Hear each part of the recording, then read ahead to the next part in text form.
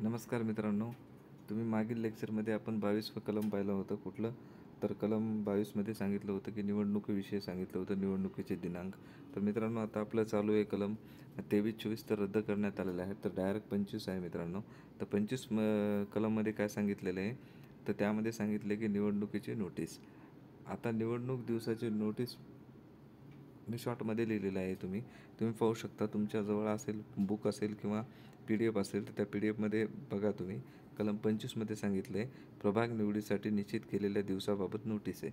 तर इथं मी काय लिहिलेलं आहे, निवडणुकीच्या दिवसाची नोटीस डायरेक्टली कलम 25मध्ये. त्यामध्ये काय सांगितलेलं आहे मित्रांनो, की किमान किती 7 दिवस अगोदर ज्यावेळेस निवडणुकीसाठी म्हणजे प्रभाग निवडणुकीसाठी निश्चित केलेल्या दिवसापूर्वी, म्हणजे ज्या दिवशी प्रभाग निवडणूक आहेत त्याच्या दिवसापूर्वी किमान 7 दिवस अगोदर राज्य निवडणूक आयुक्तास काय राहते, आयुक्तास लिहायचं इथं मित्रांनो. आयोग झालं इथं, आयुक्तास करून घ्या. इथं आयुक्तास आहे. हां, आयुक्तास आहे मित्रांनो. इथं आयोग झालेलं आहे माझ्याकडून. ते आयुक्तास कशा निवडणूक आयुक्त त्याबद्दल काय करणार, किमान 7 दिवस अगोदर राज्य निवडणूक आयुक्त अशा निवडणुकीबाबत काय देणार आहे, नोटीस देणार आहे. किती दिवस अगोदर? 7 दिवस अगोदर. इथं बघा, 7 दिवस आधी काय करणार आहे, राज्य निवडणूक आयुक्त आयुक्त करून घ्या. इथं आयुक्त नोटीस देणार आहे. तर अशी नोटीस कुठं दिल्याच्यानंतर कुठं छापायची आहे मित्रांनो? शासकीय राजपत्रात त्यांनी प्रसिद्ध करतील आणि स्थानिक जे आपले वृत्तपत्र असतात त्या वृत्तपत्रामध्ये बी करण्यात येईल. आणि जो प्रभागामध्ये ज्या प्रभागाची निवडणूक आहे त्या प्रभागाच्या दर्शनी भागी तो चिटकवण्यात येईल. बॅनर असेल त्यांचा, तो लावण्यात येईल की बुवा आता निवडणूक आहे त्या या दिवशी हे अशा पद्धतीचे. तर कलम 26मध्ये काय सांगितलेलं आहे? कलम 26मध्ये उमेदवार नामनिर्देशित करण्यात यावे. तर कलम 26मध्ये कलम काय आहे मित्रांनो? निवडणुकीतील उमेदवार नामनिर्देशित करण्यात आले पाहिजे. तर इथं बरोबर मी शॉर्टमध्ये लिहिलेलं आहे थोडं, उमेदवार नामनिर्देशित करण्यात यावे. तर यामध्ये काय सांगितलं मित्रांनो? तर यामध्ये असं सांगितलेलं आहे की राज्य निवडणूक आयुक्त नामनिर्देशन पत्राचे छापील नमुने पुरवतील आणि निवडणुकीतील मतदानाचा हक्क असेल अशा कोणत्याही व्यक्तीस. तर इथे क्लिअर तुम्हाला सांगतो मी शॉर्ट फॉर्ममध्ये. तुम्ही तुमच्या PDF जवळ असेल किंवा बुक असेल कोण्या लेखकाचं, तर ते बुक प्रेफरन्स तुम्ही पाहू शकता. तर इथं काय सांगितलं आहे, जो राज्य निवडणूक असतो त्यांनी की नाही काय करतात, अशा पद्धतीचा जो राज्य निवडणूक आयुक्त असतो, राज्य निवडणूक आयुक्त काय करतो, नामनिर्देशन पत्राचे छापील नमुने पुरवण्याचं काम करतो. तर ज्यावेळेस नामनिर्देशित करण्यासाठी असतील तर त्यावेळेस उमेदवाराला ते उपलब्ध करून दिले पाहिजेत ना, छापील नमुने कशा पद्धतीने असतील त्या पत्राचे नमुने. तर ते दिले पाहिजेत ते प्रती. तर ते प्रती कशा विनामूल्य पुरवल्या जातील. मग त्याला एक अपवाद आहे. कोणता अपवाद आहे? ज्यांना मतदानाचा हक्क आहे त्यांनाच देण्यात येतील फ्रीमध्ये. ज्यांना मतदानाचा हक्क नाही त्यांना घेऊन तरी ते काय करणार, बरोबर आहे. तर त्यामध्ये अजून त्याच्यामध्ये काय सांगितलेलं आहे, निवडणुकीचे हे कधी भेटणार हे जे प्रती आहेत ते कधी भेटणार आहेत ना, तर निवडणुकीच्या 7 दिवस अगोदर भेटणार आहेत, बरोबर आहे. आणि नामनिर्देशन पत्र ज्यांना करायचे त्यांनी काय करावं लागेल, त्या नामनिर्देशन पत्रामध्ये उमेदवाराचे पूर्ण नाव लिहावं लागेल. त्याने त्याच्या वस्तीचा म्हणजे त्यांचा जो पत्ता आहे त्याचं वर्णन लिहावं लागेल. वर्णन म्हणजे कसं, तालुका, जिल्हा, पुन्हा कुठल्या वस्तीमध्ये राहतो, त्या घराचं नाव, घरावर जे एखाद्याचं निवास असते, निवासावर नाव असते ना, मातोश्री वगैरे अशा टाईपचं जे असेल तर वर्णन त्यांनी त्या निर्देशन पत्रामध्ये लिहिलं पाहिजे. आणि त्यामध्ये 2 व्यक्तीची सही लागते. त्यामध्ये एक अनुमोदक म्हणून आणि एक प्रस्तावक म्हणून. बरोबर आहे. त्याच्यानंतर तो सबमिट कधी करायचा आहे? 5 वाजेपर्यंत तुम्ही सबमिट करू शकता. प्रत्येक उमेदवाराने स्वतंत्र फॉर्म भरायचा आहे. दोघं तिघं मिळून एक फॉर्म नाही भरायचा आहे, फक्त एकाने एकच फॉर्म भरायचा आहे. आणि त्यामध्ये एक काय सांगितले, जो नामनिर्देशनाचा फॉर्म असतो ना त्यावर एकापेक्षा अधिक व्यक्तीने म्हणजे कोणत्याही व्यक्ती एकापेक्षा अधिक नामनिर्देशन पत्रावर सही करता येणार नाही. म्हणजे आता माझ्यासोबत कुणीतरी आला आहे, मी तिथल्या सपोज मी तिथल्या त्या प्रभागाचा निवडणुकीसाठी उभं टाकलो आहे. माझ्यासोबत एक व्यक्ती आला आहे, त्यांनी माझ्या याच्यावर पण सही केली. दुसरा कोणतरी व्यक्ती त्याच्या याच्यावर पण नामनिर्देशनासाठी अनुमोदक किंवा प्रस्तावक म्हणून सही केलेली आहे. तर तो चालणार नाही. त्यांनी सांगितले ना, इथं पाहू शकता, ज्यांना मतदानाचा हक्क आहे, मतदानाचा हक्क असणार आहे मेन म्हणजे ज्यांना मतदानाचा हक्क आहे आणि तो व्यक्ती एकापेक्षा अधिक व्यक्तीच्या नामनिर्देशन पत्रावर सही करणार नाही, सही करता येणारच नाही सरळ सरळ. आणि मात्र त्यात एक अपवाद कोणता सांगितला आहे, अपवाद नाही, हे एक ध्यानात ठेवा. मात्र नामनिर्देशन एकापेक्षा अधिक नामनिर्देशन पत्रावर करता येईल. म्हणजे नामनिर्देशन तुम्ही किती पण करू शकता, फॉर्म भरू शकता, बरोबर आहे.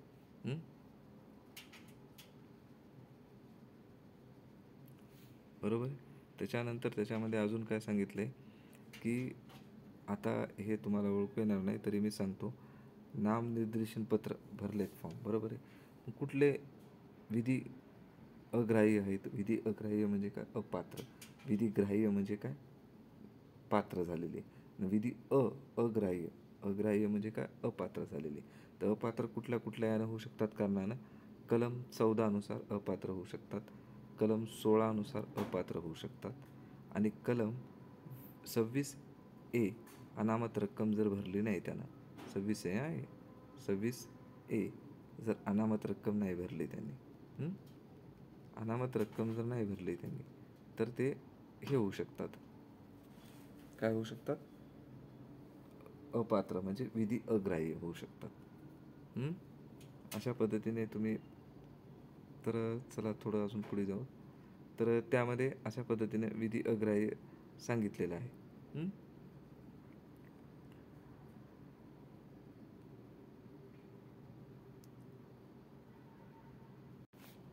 समजा एकही फॉर्म, आता इथे पाहू शकता तुम्ही, इथे लिहिलेलं आहे आपण, एकही फॉर्म जर विधिग्राह्य झाला नाही, विधिग्राह्य झाला नाही तर एक पण निवडून नाही आला असं समजायचं. आता विधिग्राह्यच नाही झाला म्हणजे पात्रच नाही झाला फॉर्म, तर निवडणूक कशी होईल? बरोबर आहे. मग कोणीच पात्र नाही ना, सगळे अपात्र झाले. आणि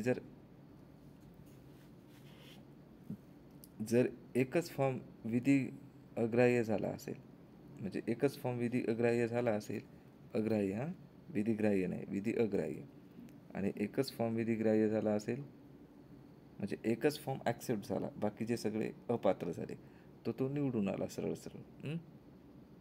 आणि एकच फॉर्म समजा विधी अग्राह्य झाला आणि एकच फॉर्म विधी अग्राह्य झाला तर काय होणार आहे? एक मिनिट मला समजून घेऊ द्या आधी, नंतर मी तुम्हाला सांगतो. तर मित्रांनो, कसं सांगलेलं आहे, एकही विधी ग्राह्य नामनिर्देशन नसेल तर कोणताही पालिका सदस्य निवडून आला नाही असे मानण्यात येईल. बरोबर आहे. आणि रिकामी जागा किंवा रिकाम्या जागा भरण्यासाठी कलम किती? 34. कलम 34 नुसार सांगितलेले आहे. कलम 34 मध्ये काय सांगितलं आहे की खालील कारवाई म्हणजे केवळ एकच विधिग्राह्य नामनिर्देशन असेल तर नामनिर्देशन व्यक्ती निवडून आला असल्याचे मानण्यात येईल. एकच फॉर्म जर विधिग्राह्य असेल तर तो निवडून आला आहे असं म्हणण्यात येईल. आणि विधिग्राह्य नामनिर्देशनाची संख्या एकापेक्षा अधिक असेल तर नामनिर्देशन व्यक्तीमधून पालिका सदस्याची निवडणूक घेण्यात येईल. म्हणजे एकापेक्षा जर जास्त असतील हे विधिग्राह्य आलेली नामनिर्देशन पत्र तर ती निवडणूक घेण्यात येईल. आणि अशी निवडणूक लढविण्यात आलेल्या निवडणुका म्हणजे अशी जी निवडणूक असेल त्याला काय म्हणण्यात येईल? लढवण्यात आलेल्या निवडणुका असे म्हणले जाईल. परंतु विधिग्राह्यरित्या नामनिर्देशित झालेल्या कोणताही उमेदवार मरण पावला असेल किंवा नामनिर्देशनासाठी आलेल्या तारखेनंतर 3 दिवसापेक्षा उशिरा नसेल अशा दिवशी निवडणूक लढविण्याचा आपला इरादा असल्याविषयी राज्य निवडणूक आयुक्तास त्यांनी लेखी, म्हणजे समजा आता निवडणुकीची तारीख ठरली, निवडणूक ठरल्या, तर समजा त्यांनी जर अचानक त्याला जर 3 दिवस उशीर, म्हणजे आता समजा त्याने जर नामनिर्देशनासाठी आलेल्या तारखेनंतर 3 दिवसापेक्षा जास्त उशीर नसत केला आणि त्यांनी जर मला निवडणूक लढवायची नाही असं सांगितलं, मला लढवायची नाही, मला माघारी घ्यायची, तर त्याला अगोदर लेखी नोटीस कोणाला कळवावं लागेल? राज्य निवडणूक आयुक्ताला कळवावी लागेल. आणि मग एकच जर राहिला असेल, आता दोघं जण उभं टाकले, एक विरोधी आणि एक त्याच्यासोबतचा, बरोबर आहे. जर एकाने माघारी घेतलं तर एक ऑटोमॅटिकली विजय होऊन जातो, बरोबर आहे. आणि जो विजय झाला जो विजय, आता समजा त्यांनी माघारी घेतली आणि परत जर तो आला, नाही नाही नाही मी माझं चुकलं, मला डबल घ्या, परत मी असं नाही करणार, मी निवडणूक लढवणार आहे, तर नाही घेणार. कारण एकदा तुम्ही माघार घेतला की संपलं काम, बरोबर आहे. आणि त्याने म्हणजे उमेदवारी मागे घेतली किंवा मरण पावला तर नामनिर्देशन तारखेच्या 3 दिवस अगोदर, त्यापेक्षा जास्त नसावा, बरोबर आहे. आता समजा बघा इथं नामनिर्देशन तारखेच्या 3 दिवस पेक्षा जास्त नसावा, निवडणूक न लढविणे, हां, परत नामनिर्देशन केलेलं म्हणजे परत मुभा आहे का त्यांना? नाही. आणि राज्य निवडणूक आयुक्त असले की असं कळावं लागेल की बा आता मला काय करायचं आहे, निवडणूक लढवायची नाही, न लढवणे. इथं असं केलेलं आहे बाणं, तुम्ही पाहू शकता. आणि समजा एकच उमेदवार असेल तर तो बिनविरोधी. आता एकाने माघार घेतली तर एकच राहणार तो तिथं त्या प्रभागामध्ये, बरोबर आहे. तो कसा मग बिनविरोधीच निवडून येणार. तर मग अजून त्यामध्ये काय सांगण्यात आलेलं आहे मित्रांनो, कलम 26मध्ये, तर उमेदवार हा कसा एकापेक्षा जास्त जागावर जिंकतो. राज्य निवडणूक आयोगास त्यांनी एक नोटीस देऊन 24 तासाच्या आत त्याचा प्रभाग निवडावा. समजा एकापेक्षा जास्त जागेवर तो निवडून आलेला असेल, तर तो एक काय करू शकतो, राज्य निवडणूक आयोगाला 24 तासाच्या आत प्रभाग निवडायचं त्याचं काम असतं. प्रभाग निवडायचं आणि नोटीस द्यायची की मला हा प्रभाग पसंत आहे, मी इथंच काम करणार आहे. समजा बाकीचे जर एकापेक्षा जास्त आला असेल, समजा 2 ठिकाणी आला किंवा 3 ठिकाणी आला, तर बस मी हा प्रभाग निवडणार आहे, तो प्रभाग तुम्हाला कोणाला द्यायचं द्या.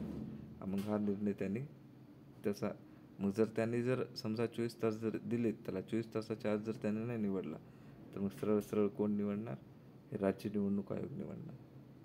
आणि तो निर्णय त्यांचा कसा असणार? अंतिम असणार आहे. बस संपलं का?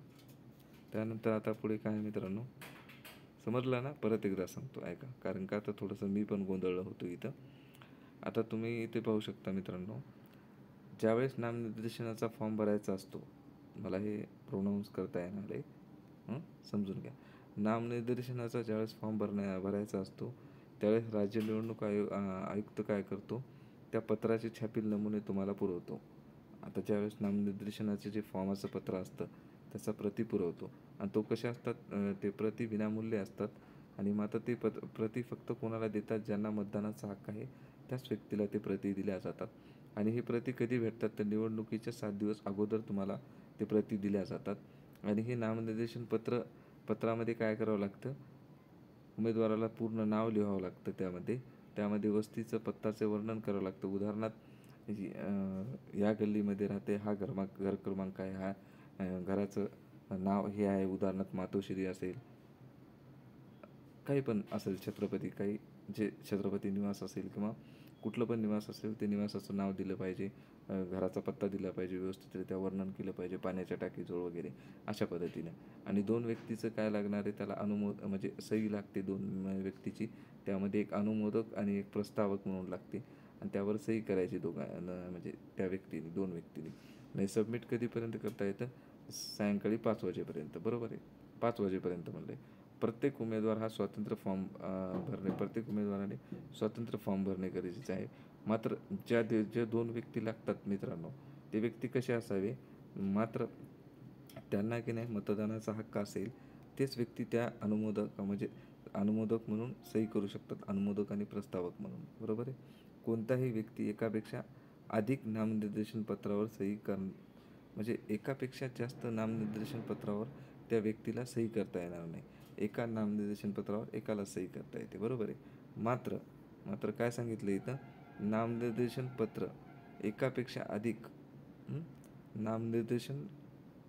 नामनिर्देशन एकापेक्षा अधिक नामनिर्देशन पत्राद्वारे करता येतं. म्हणजे तुम्ही फॉर्म किती पत्राद्वारे भरू शकता, नामनिर्देशन तुम्ही किती पण पत्राद्वारे करू शकता. मात्र तुम्हाला नामनिर्देशन पत्रावर सही फक्त एकाच नामनिर्देशन पत्रावर एकच सही करता येते, म्हणजे एकदाच सही करता येते. एकच सही म्हणजे एकदाच सही करता येते. दुसऱ्या नामनिर्देशन पत्रावर सही करता येत नाही. बरोबर आहे. तर आता त्यामध्ये काय सांगितलं अजून इथे पाहू शकता. नामनिर्देशन पत्र विधी ग्राह्य कशा पद्धतीने धरलं जातं त्याच्याविषयी सांगितलेलं आहे. त्यामध्ये विधिग्राह्य आणि विधी अग्राह्य कशा पद्धतीने धरलं जाते ते सांगतो. विधिग्राह्य म्हणजे काय? पात्र. विधी अग्राह्य म्हणजे काय? अपात्र. तर त्यामध्ये विधी अग्राह्य कसं ठरलं जातं? तर कलम 14 नुसार अपात्र ठरण्यात येतं, कलम 16 नुसार अपात्र ठरण्यात येतं. कलम 26A मध्ये काय सांगितले की अनामत रक्कम जर भरली नाही त्या व्यक्तीने तर तो अपात्र ठरण्यात येईल. तर त्यामध्ये काय सांगितले की एक विधिग्राह्य एकच फॉर्म म्हणजे एकच विधिग्राह्य नामनिर्देशन नसेल तर कोणताही पालिका सदस्य निवडून आला नाही असे मानण्यात येईल. म्हणजे कसं, एकही विधिग्राह्य नामनिर्देशन नसेल तर तो कोणताच पालिका सदस्य निवडून आला नाही असे म्हणण्यात येईल. आणि रिकामी जागा किंवा रिकाम्या जागा भरण्यासाठी कलम 34 नुसार रिकामी जागा, एकच मिनिट ते वरती टच झालं. कलम 34 नुसार काय करण्यात येईल? कारवाई करण्यात येईल. कशा पद्धतीने रिकाम्या जागा ते वगैरे भरायच्या ते. त्यामध्ये अजून काय सांगितलंय?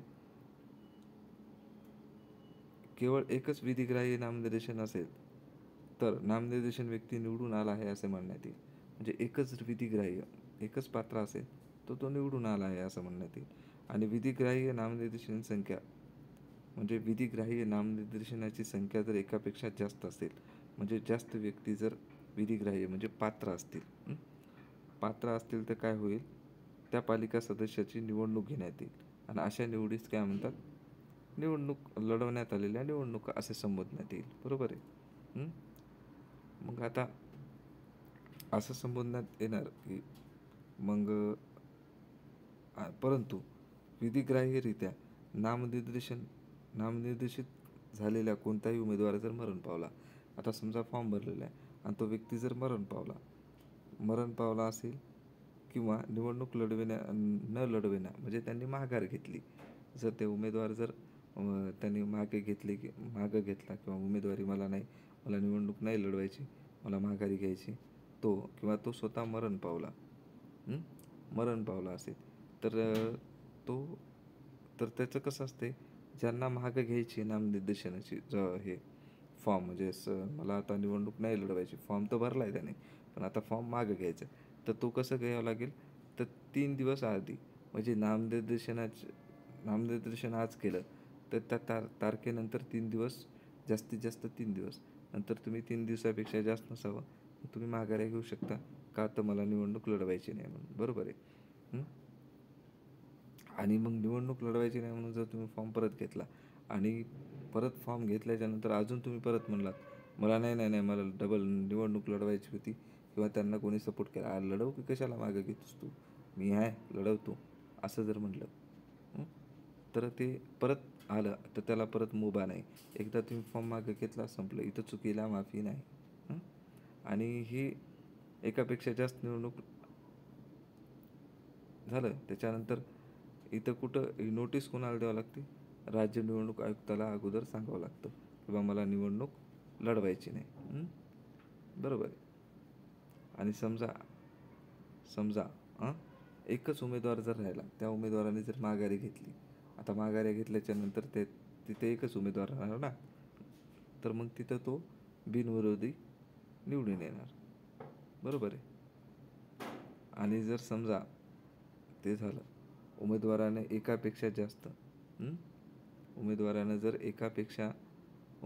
जर एकापेक्षा जास्त जागा जिंकल्या, फॉर्म तर किती भरू शकता सांगितलं तुम्हाला, मग एकापेक्षा जास्त जर जागा त्यांनी जिंकल्या, उदाहरणार्थ 2 जिंकल्या, 3 जिंकल्या, काहीतरी जिंकल्या, तर त्यांनी काय करावं लागेल?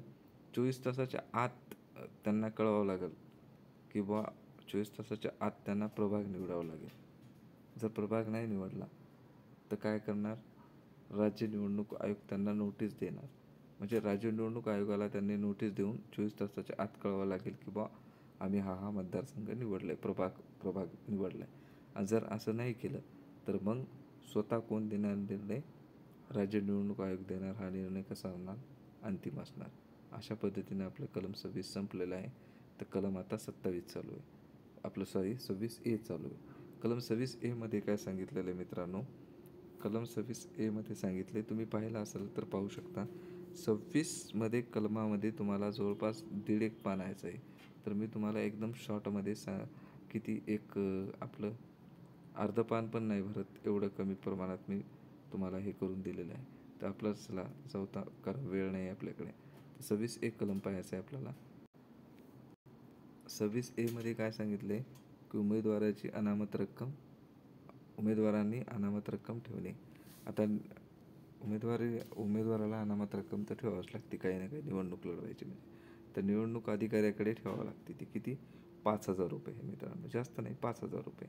आणि बाकीचे जे रिझर्वेशन कॅटेगरी आहेत, SC ST, फिमेल, OBC आणि नागरिकांचा मागासवर्ग, त्यांना किती? 2,500 रुपये.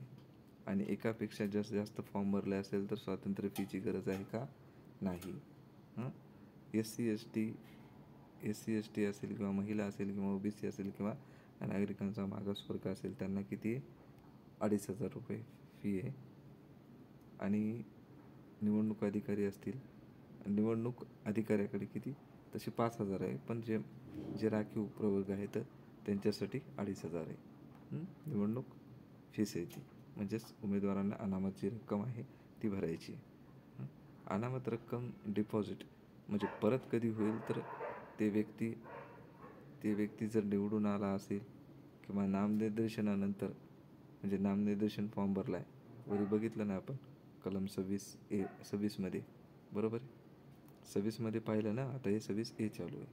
26मध्ये पाहिलं ना, नामनिर्देशनाचा जर फॉर्म मागं घ्यायचा असेल तर 3 दिवसाच्या आत, म्हणजे नामनिर्देशन आज फॉर्म भरला आहे त्याच्यानंतर 3 दिवसाच्या अगोदर तुम्ही फॉर्म माघारी घेतला पाहिजे. मला निवडणूक लढवायची नाही, तर त्यांनासुद्धा परत त्यांना रक्कम भेटणार आहे. आणि नामनिर्देशन हा कसं विधी अग्राह्य, म्हणजे जर अपात्र असेल तर तुला घेऊन जावं पैसे म्हणले. आणि जर उमेदवार सपोज देवाघरी गेला असेल किंवा मरण पावला असेल तर त्याला परत भेटून जाईल. आणि समजा अजून त्याच्यामध्ये निवडून आला नाही तरी भेटणार आहे, पण त्याला एक काय आहे की एकूण मतापेक्षा किती? 1 अष्टमांश, म्हणजे 1 अष्टमांश तुम्हाला मतं पडले पाहिजेत. एवढे मतं पडले तर तुम्ही परत फी तुम्हाला परत भेटणार आहे. अशा पद्धतीने कलम 26A पण संपलं. आता कलम 27 चालू आहे आपलं. कलम 27मध्ये काय सांगितले? प्रभागासाठी निवडणूक लढविण्यात येईल तेव्हा मतदान घेणे. ज्या वेळेस प्रभागासाठी निवडणूक लढवण्यात येईल तेव्हा मतदान घेणे. म्हणजे आता निवडणूक राहिली म्हणजे मतदान तर घेणारच की, साहजिक गोष्ट आहे. तर याच्यामध्ये कलम 27मध्ये सांगितलेलं आहे. तर त्यामध्ये काय? नामनिर्देशन कधी? नामनिर्देशनाच्या दिवशी कधी? 27 दिवसाच्या अगोदर अशा पद्धतीची एक निवडणुकीची दिनांक निश्चित केली जाते. कधी? नामनिर्देशनचे पत्र भरायचं असतं फॉर्म, त्याच्या अगोदर 27 दिवस अगोदर निश्चित केली जाते दिनांक निवडणुकीची कधी आहे का नाही, बरोबर. आणि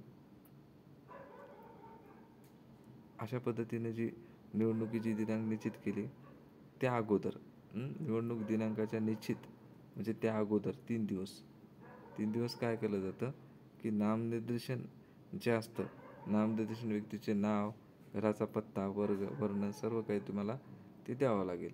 आणि शासकीय कुठून हे करण्यात येईल? त्याने शासकीय जे प्रभाग असेल, वॉर्ड असेल, त्याच्या फलकावर सुद्धा काय केले जाईल? प्रसिद्ध केले जाईल. त्या अगोदर 3 दिवस अगोदर, म्हणजे आता निश्चित जर केलेला दिनांक त्याच्या अगोदर 3 दिवस अशा पद्धतीने केले जाईल. त्याच्यामध्ये 3 दिवस अगोदर तुम्ही जे 26A मध्ये काय सांगितले, जर तुमची अनामत रक्कम परत पाहिजे असेल तर निवडणुकीचा नामनिर्देशनाचा जो फॉर्म भरलेला आहे त्याच्या 3 दिवसाच्या नंतर तुम्ही कधी बी माघारी घेऊ शकता. माघारी घेतल्यावर तुम्हाला पैसे परत येणार. किंवा निवडणुकीतून माघारी घ्यायची असेल तर 3 दिवस अगोदर, म्हणजे 3 दिवसाच्या नंतर. आज फॉर्म भरला आहे तर 3 दिवसाच्या आत तुम्ही माघारी घेऊ शकता. बरोबर आहे, अशा पद्धतीने. तर इथे काय सांगितलं की 3 दिवस अगोदर तुम्हाला काय करण्यात येईल, नामनिर्देशित व्यक्तीचे पूर्ण नाव, घराचा पत्ता, वर्णन, शासकीय राजपत्रातून आणि प्रभागातून वॉर्ड जे आहेत त्या वॉर्डात तुमचं प्रकाशित केलं जाईल, फलकावर चिटकवण्यात येईल. हा व्यक्ती उभं टाकलेला आहे, अशा पद्धतीचं आहे. बरोबर आहे. तर त्यामध्ये आता झालं कलम 27A. कलम 27A मध्ये काय सांगितलं आहे, मतदान केंद्रात व त्याच्या जवळपास प्रचार करण्यास मनाई आहे. आता कलम 27A मध्ये सांगितले, 27मध्ये सांगितलं होतं प्रभाग निवडणुका लढविण्यात येतील तेव्हा मतदान घेण्याबाबत. आता 27A मध्ये काय सांगितलं आहे, 27मध्ये काय सांगितलं होतं, प्रभाग निवडणुका लढविण्यात येईल तेव्हा मतदान घ्यायचं. बरोबर आहे. आता काय सांगितलं आहे 27A मध्ये, मतदान केंद्रात किंवा त्याच्या जवळपास काय प्रचार करण्यास मनाई आहे. तर का मनाई बाबा, कशामुळे, तर आता तुम्हाला सांगतो. तर मनाई का आहे, कुठं आहे, तर मतदान केंद्राच्या 100 यार्डच्या आतील कुठल्याही सार्वजनिक खाजगी जागेत कृत्य करता येणार नाही. म्हणजे उदाहरणार्थ तुम्ही म्हणलात आता मी काय सरकारी जागेवर नाचायलो काय, किंवा माझ्या घरात नाचायलो, धिंगाणा करायलो, तर जमणार नाही तसं. कारण का, तर त्यावेळेस नेमकीच निवडणूक झालेली किंवा निवडणूक चालू असते मतदान केंद्राच्या मनाला. कारण आपल्याला 27मध्ये सांगितलं की प्रभागासाठी निवडणूक लढविण्यात येईल तेव्हा मतदान घेणे, आणि 27मध्ये सांगितलं की मतदान केंद्रात किंवा त्याच्या जवळपासच्या परिसरात जो असतो ते प्रचार करण्यास मनाई, सक्त मनाई आहे. का, तर कारण मतदान चालू आहे ना. तुम्ही मग काही पण करसान की मतदान चालू आहे, तुम्ही अनाऊन्स करसान, नवीन काहीतरी योजना स्कीम अनाऊन्स करून सांगसान मोठमोठ्यानं, ते नाही करता येणार तुम्हाला. बरोबर आहे. मग किती त्यांनी एरिया दिलेला आहे, 100 यार्ड. 100 यार्डचा 100 यार्ड जो एरिया दिलेला आहे त्या एरियामध्ये तुम्हाला हे करता येणार नाही की 100 यार्ड मतदान केंद्रापासून. बरोबर आहे. सार्वजनिक असेल किंवा खाजगी असेल, असं कुठलंही कृत्य करता येणार नाही तुम्हाला. मताचा प्रचार करता येणार नाही, मतदाराला विनंती करता येणार नाही, मतदाराचं मन वळविण्यात येणार नाही, किंवा मतदान करू नको असं सांगण्यात येणार नाही, निशाणी प्रदर्शित करण्यात येणार नाही. आणि जर अशा पद्धतीचं जर काही उल्लंघन केलं तर त्या व्यक्तीला किती, 250 रुपये दंड आणि 250 रुपये दंड आहे त्याच्यामध्ये. आणि हा गुन्हा कसा आहे, दखलपात्र आहे. हा गुन्हा तुम्ही दखलपात्र गुन्हा आहे, अशा पद्धतीने. तर याच्यामध्ये 250 रुपये दंड लावण्यात येईल आणि हा दखलपात्र गुन्हा आहे. जर अशा पद्धतीनं उल्लंघन केलं, काय केलं, मताचा प्रचार केला, मतदाराला विनंती केली, मतदानाला मन वळवण्याचा प्रयत्न केला, किंवा मतदान करू नको असं सांगितलं, किंवा निशाणी प्रदर्शित केली, तर त्याचं उल्लंघन जर केलं तर किती, 250 रुपये जवळपास दंड लागतो. ओके. तर आता चला पुढचं कलम पाहू. त्याच्यामध्ये सांगितलं आहे कलम 27AA. कलम 27AA मध्ये काय सांगितलं आहे, कलम 27AA मध्ये सांगितलं की मतदानाच्या आदल्या दिवशी आणि मतदानाच्या दिवशी सार्वजनिक सभा घेण्यास सक्त मनाई. म्हणजे निवडणूक आहेत, मतदानाच्या आदल्या दिवशी, उद्या निवडणूक आहे, तर आज तुम्हाला कुठलीही घेता येणार नाही, कुठलीही सभा घेता येणार नाही, किंवा काही करता येणार नाही. आणि दुसऱ्या दिवशी पण तुम्हाला, म्हणजे मतदानाच्या आदल्या दिवशी आणि मतदानाच्या दिवशी तुम्हाला काहीच करता येणार नाही. तर त्यावेळेस काय, तुमचं निवडणूक दिनांक आहे त्यावेळेस जमणार नाही, किंवा संपणारी जी वेळ आहे त्यावेळेस, आणि 48 तास अगोदर तुम्हाला सभा घेता येणार नाही. सभा बोलवता बी येणार नाही, भरवता बी येणार नाही, आणि हजर बी राहता येणार नाही. तुम्ही नुसतं म्हणलं आपण काय सभा बोलवायची नाही, दुसऱ्याला बोलू द्यायची, आपण फक्त हजर राहायचं, नाही जमणार तसं. तुम्हाला बोलवता येणार नाही, भरवता येणार नाही, आणि हजरही राहता येणार नाही. जर उल्लंघन केलं, पोटकलम त्याच्या 1 आहे, पोटकलम 27AA पोटकलम 1 आहे, त्यामध्ये सांगितले जर अशा पद्धतीचं उल्लंघन केलं तर 250 रुपये दंड, आणि हा शिक्षा कसं आहे, दखलपात्र, म्हणजे त्याला वॉरंटाची गरज नाही, डायरेक्ट तुम्हाला अटक करू शकतो. तर झालं. त्याच्यानंतर कलम 27 सांगितले, 27B. 27AA पाहिलं, आता 27B पाहू. 27B मध्ये सांगितले की मतदान केंद्रात त्यांच्या जवळपास बेबंद वर्तवणूक केल्याबद्दल शास्ती. म्हणजे जे मतदान केंद्र आहे किंवा त्याच्या जवळपासचा जो एरिया दिलेला आहे तिथे जर अशा पद्धतीने काही केलं तर त्याला शास्ती करण्यात येईल. शास्ती म्हणजे दंड वगैरे लावण्यात येईल किंवा करू नको असं म्हणून सांगण्यात येईल. तर त्यामध्ये काय सांगितलं की कोणत्याही व्यक्तीने मतदान केंद्रात जे मतदान करण्यासाठी येतात, मतदार मतदान मतदार मतदान जे करतात मतदार जे मतदान करतात त्यांना जे मतदान करण्यासाठी येतात त्याला काय म्हणतात? मतदार म्हणतात. बरोबर आहे.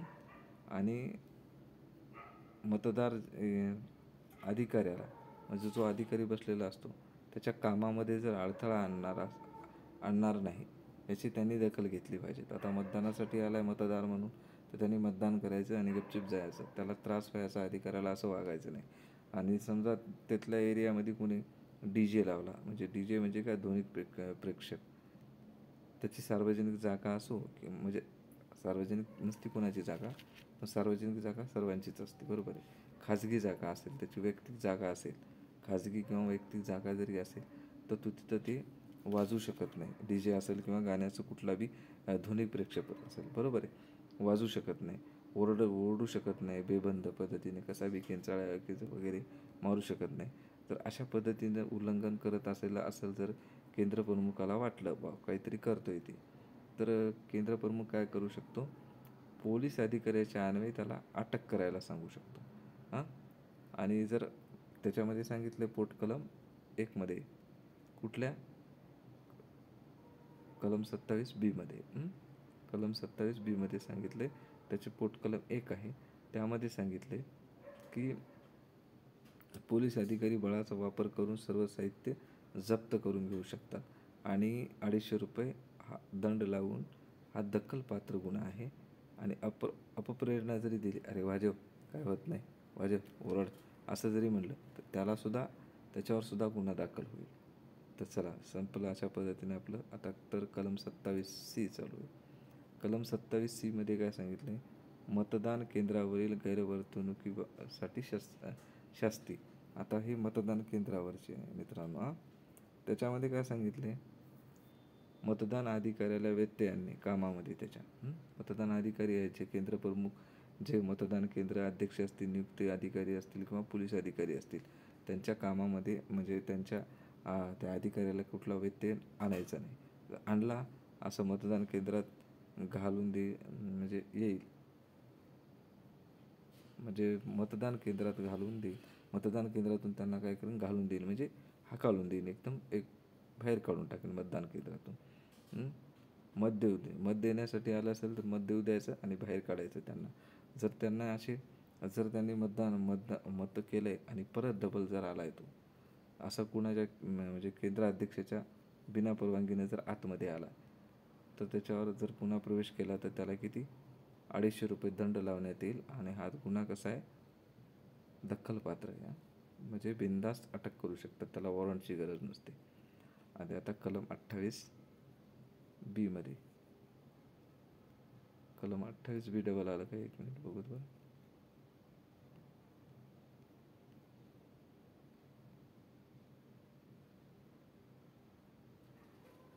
एक मिनिट हा.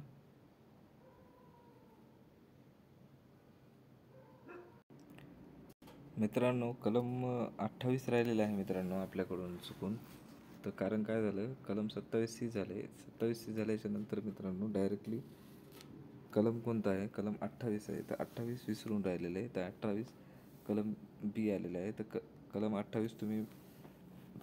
28 मध्ये काय सांगितलेले आहे तुम्ही लिहून घेऊ शकता किंवा तुम्ही तुमच्या याच्यामध्ये रिवाईज करू शकता. मी डायरेक्ट 28 कलम B घेण्यापेक्षा थोडंसं 28 बद्दल सांगतो. कलम 28 मध्ये काय सांगितले? लढवण्यात येणारा प्रभाग निवडणुकीच्या बाबतीत पुढील तरतुदी लागू आहेत. कुठल्या तरतुदी लागू आहेत त्याच्यामध्ये? तर त्यामध्ये सांगितले की कोणत्याही व्यक्ती एकापेक्षा अधिक प्रभागात मतदान करणार नाही आणि एकापेक्षा अधिक वेळा मतदान केले तर त्या प्रभागात तिची सर्व मते शून्यवत होतील, अशा पद्धतीने सांगितलेले. आणि त्यामध्ये अजून जिला सर्वाधिक विधिग्राह्य मते मिळाली असतील ती व्यक्ती निवडून आली असे म्हणायला आहे. आणि ज्यांना समान समान मते पडलीत, ज्यांना समान समान मते पडलीत तर त्याला काय करणार, राज्य निवडणूक आयुक्ताच्या समक्ष काय करण्यात येईल, चिट्या टाकून निवडून देण्यात येणार आहे. बरोबर आहे. तर अशा पद्धतीने 28मध्ये सांगितलेलं आहे. तर मी तुम्हाला 28 बी सांगतो आहे मित्रांनो. तर आता 28 बी काय, तुम्हाला 28 सांगितलं ना मी. तर 28मध्ये काय सांगितलं आहे, 28 याच्यामध्ये सांगितलेलं आहे की इलेक्ट्रॉनिक मतदान यंत्रणेद्वारे गुप्त मतदान केलं पाहिजे. आणि त्यामध्ये अजून सांगितलं की एकापेक्षा अधिक प्रभागात निवड झाल्यास 3 दिवसात आवडीचा प्रभाग सांगणे. कलम 28मधला 28 बी चालू आहे आता. तर 28 बी मी सांगत नाही तुम्हाला, 28 सांगतो कलम. परत एकदा सांगतोय मित्रांनो की माझ्याकडून राहून गेलं ते, त्याबद्दल मी दिलगिरी व्यक्त करतो, मला माफ करा. तर आता मी 28 कलम बी सांगत नाही तुम्हाला, तर 28 सांगतोय. इथं लिहिलेलं जरी असलं मी, तर हे 28 कलम बीचं आहे सर्व फॉर्मॅट. तर मी 28 फक्त कलम 28 विषय सांगतोय. तर 28मध्ये काय सांगितलेलं आहे, तर 28मध्ये सांगितलं की इलेक्ट्रॉनिक मतदान यंत्राद्वारे मते गुप्त मतदान असणार. एकापेक्षा अधिक प्रभागात निवड झाल्यास 3 दिवसात तुमचा आवडीचा प्रभाग सांगायचा आहे. आणि एकापेक्षा अधिक प्रभागात जर मतदान नाही व एकापेक्षा अधिक वेळा मतदान पण जमणार नाही. तुमचं जर एकाच प्रभागामध्ये असेल तर एकाच प्रभागात तुम्हाला देता येईल मतदान, जास्त प्रभागामध्ये देता येणार नाही. आणि समान मते पडल्यास चिठ्ठ्या टाकून निर्णय आहे. बरोबर आहे. तर आता कलम आपल्याला 28 बघायचे. कलम 28 बी बघायचं आहे आपल्याला. कलम 28 बी मध्ये काय सांगितले अजून मित्रांनो, कलम 28 ए पण राहिले माझ्याच्यानं. त्याच्यामध्ये काय सांगितलेलं आहे, कलम 28 मध्ये सांगितले की मतदान गुप्त राखणे. एक मिनिट मला पाहू द्यावर, खालच्या साईडला मी केलेलं आहे का ते PDF ची नाही मित्रांनो. चला, तर आता आपण डायरेक्टली कलम 28 कलम ए मध्ये सांगितले की गुप्त मतदान पद्धतीनं, तर कशाच पद्धतीने राखायचं काय नाही. तर चला आता कलम 28 बी पाहू, जे आहे ते तरी पाहू. कलम 28 मध्ये काय सांगितले, निवडणुकीसंबंधी अधिकारी वगैरे उमेदवाराच्या वतीने काम न करणे किंवा मतदानाच्या बाबतीत वजन खर्च न करणे. तर यामध्ये सांगितलेलं आहे की निवडणुकीच्या प्रक्रियेतील कोणताही अधिकारी व्यक्ती मत देण्याव्यतिरिक्त इतर कोणतेही कृत्य करणार नाही. बरोबर आहे. आणि जर कुणी मत वळविण्याचा किंवा प्रवृत्त करण्याचं काम जर केलं, तर वजन खर्च करण्याचा जर प्रयत्न केला त्यांचं काम सोडून त्याच्या व्यतिरिक्त ते दुसरं काम करायला लागले, अरे याला मतदान कर, त्याला मतदान कर, जर असं म्हणायला लागले, तर त्यामध्ये सांगितले की तर पोट कलम 1 मधलं 2, 6 महिन्यापर्यंत शिक्षा, दंड आणि दोन्ही होऊ शकते. दंड कितीचा ते सांगितलं नाही याच्यात, फक्त दंड म्हणलेलं आहे. आणि कितीचा होऊ शकते ते सांगितलं नाही, म्हणजे किती रुपयापर्यंत दंड बसू शकतो हे सांगितलं नाही. शिक्षा मात्र फिक्स आहे, 6 महिन्यापर्यंत आहे. आणि तो दखलपात्र अपराध आहे. त्यामुळं असं. आणि त्याच्या अगोदर जे कलम आहे, कलम 28 ए, त्याच्यामध्ये गुप्त मतदान पद्धती राखून ठेवायची. जर समजा बाहेर जाऊन म्हटलं, तुम्हाला एवढे मतं पडले, हे माणसानं टाकले, त्या माणसानं टाकले, तिथला एखादा अधिकारी असेल किंवा लिपिक असेल किंवा अभिकर्ता असेल, जर त्यांनी काही बोललं बाहेर जाऊन, तर त्या व्यक्तीला म्हणजे तरतुदीचे उल्लंघन केले हे जर सिद्ध झालं, तर त्या व्यक्तीला 3 महिन्यापर्यंत जो कारावास असेल तो शिक्षा देण्यात येईल आणि दंड देण्यात येईल किंवा दोन्ही बी देण्यात येईल त्या व्यक्तीला. अशा पद्धतीने ते झालं. आता कलम बी पण पाहिलं, कलम आता सी पाहू. मी तुम्हाला कलम माझ्याच्यानं 28 आणि 28 ए लिहिण्यात आलेलं नाही, डायरेक्ट मी BC घेतोय मित्रांनो. तरी मी दोन्ही कलमाचं थोडक्यात सांगितलेलं आहे तुम्हाला. तर आता कलम सी मध्ये काय सांगितलंय, 28 कलम सी मध्ये सांगितले, निवडणुकीच्या संबंधातील कर्तव्याचा भंग. जर निवडणुकीच्या संबंधात कार्यालयीन कर्तव्याचा भंग, आता कार्यालयीन कर्तव्य म्हणजे जे तुम्हाला कर्तव्य दिलेत का निवडणुकीच्या ठिकाणी, तेच कर्तव्य तुम्ही व्यवस्थितरित्या पार पाडले पाहिजे. जर त्याचा भंग केला, कर्तव्याचा भंग केला किंवा कोणत्याही कृतीबद्दल दोषी जर आढळलं, तर त्याला 500 रुपये दंड आणि शिक्षा होऊ शकते, बरोबर आहे. 500 रुपये दंड होईल आणि त्यांना शिक्षा पण होईल. त्याच्यानंतर कलम 28D मध्ये काय सांगितले? कलम 28D मध्ये सांगितले की मतदान केंद्रावरून मतपत्रिका काढून नेणे हा अपराध असेल. म्हणजे मतदानाच्या ठिकाणाहून जर मतपत्रिका जर काढून नेली तर काय असणार आहे? हा अपराध असणार आहे. हा अपराध असणार आहे. तर मित्रांनो, याच्यामध्ये कशा पद्धतीने जर केलं ते मतदान केंद्रातून मतपत्रिका कपटाने, जर कपटाच्या हेतून जर त्यांनी काढली, पळवली किंवा नष्ट केली, म्हणजे फाडून टाकली, जाळून टाकली, काही पद्धतीने असं जर केली तर ती एक अपराध ठरण्यात आले. जर अशा पद्धतीने जर प्रयत्न केला तर, आणि त्याला अपप्रेरणा दिली, सहाय्य केलं, उदाहरणार्थ कर मी काय करतो, मी तुला सपोर्ट करतो, तू कर, किंवा अरे कर काय होत नाही कर, असं जर केलं तर अपप्रेरणा जरी दिली तरी तो दंड आहे. आणि हा सिद्ध अपराध जर झाला म्हणजे दखलपात्र आहे तर त्याला 1 वर्षाची शिक्षा, 500 रुपये दंड आणि दोन्ही पण होऊ शकतं. कुठल्या BMCच्या ॲक्टनुसार, बाकीचे ॲक्ट नाही सांगितले कारण फक्त BMCचं बघतोय आपण, बरोबर आहे. आणि केंद्र अध्यक्षाचं कारण वाटेल अशा व्यक्तीस केंद्र सोडून जाण्यापूर्वी तिला अटक करण्यात येईल. म्हणजे जर अशा पद्धतीनं कोणी केलं आहे असं वाटलं केंद्र अध्यक्षाला, तिथल्या आपल्या केंद्र प्रमुखाला, ज्या ठिकाणी जो केंद्र प्रमुख असतो त्याला वाटलं कोणतरी काहीतरी संशयास्पद, त्याला वाटलं, सकारण वाटलं, म्हणजे त्यांच्या असं डाऊट आला त्यांना त्या व्यक्तीवरती, तर ते व्यक्ती केंद्र सोडून जाण्यापूर्वीच त्याला अटक करता येतं. आणि असं अटक कोणाला सांगतं? त्यांनी डायरेक्ट तिथला जे पोलीस ऑफिसर असतो त्याला सांगतो. मात्र जर तिथं स्त्री असेल तर काय, झाडाझडती कशी सभ्यतेने घेण्यात येणार तिची काटेकोरपणे एका दुसरी स्त्री करेल, पुरुष करेल का तिची तपासणी किंवा काय आहे का बघू दे म्हणून, नाही, ते एक स्त्रीच करेल. आणि ते काटेकोरपणे आणि नियमाने करण्यात येईल आणि सभ्यतेने, व्यवस्थितरित्या, बरोबर आहे. आणि मतपत्रिका जर सापडली त्या अधिकाऱ्याकडे तर ते अधिकारी ती मतपत्रिका त्याच्याकडे सुरक्षित ठेवील. आणि हा अपराध कसा असणार आहे? दखलपात्र असणार आहे. त्याच्यानंतर कलम आपण 28E पाहू. कलम 28E मध्ये सांगितले इतर अपराध आणि त्याबद्दल शिक्षा. ई फॉर इतर समजायचं. कलम 28E इतर अपराध आणि त्याबद्दल शिक्षा, बरोबर आहे.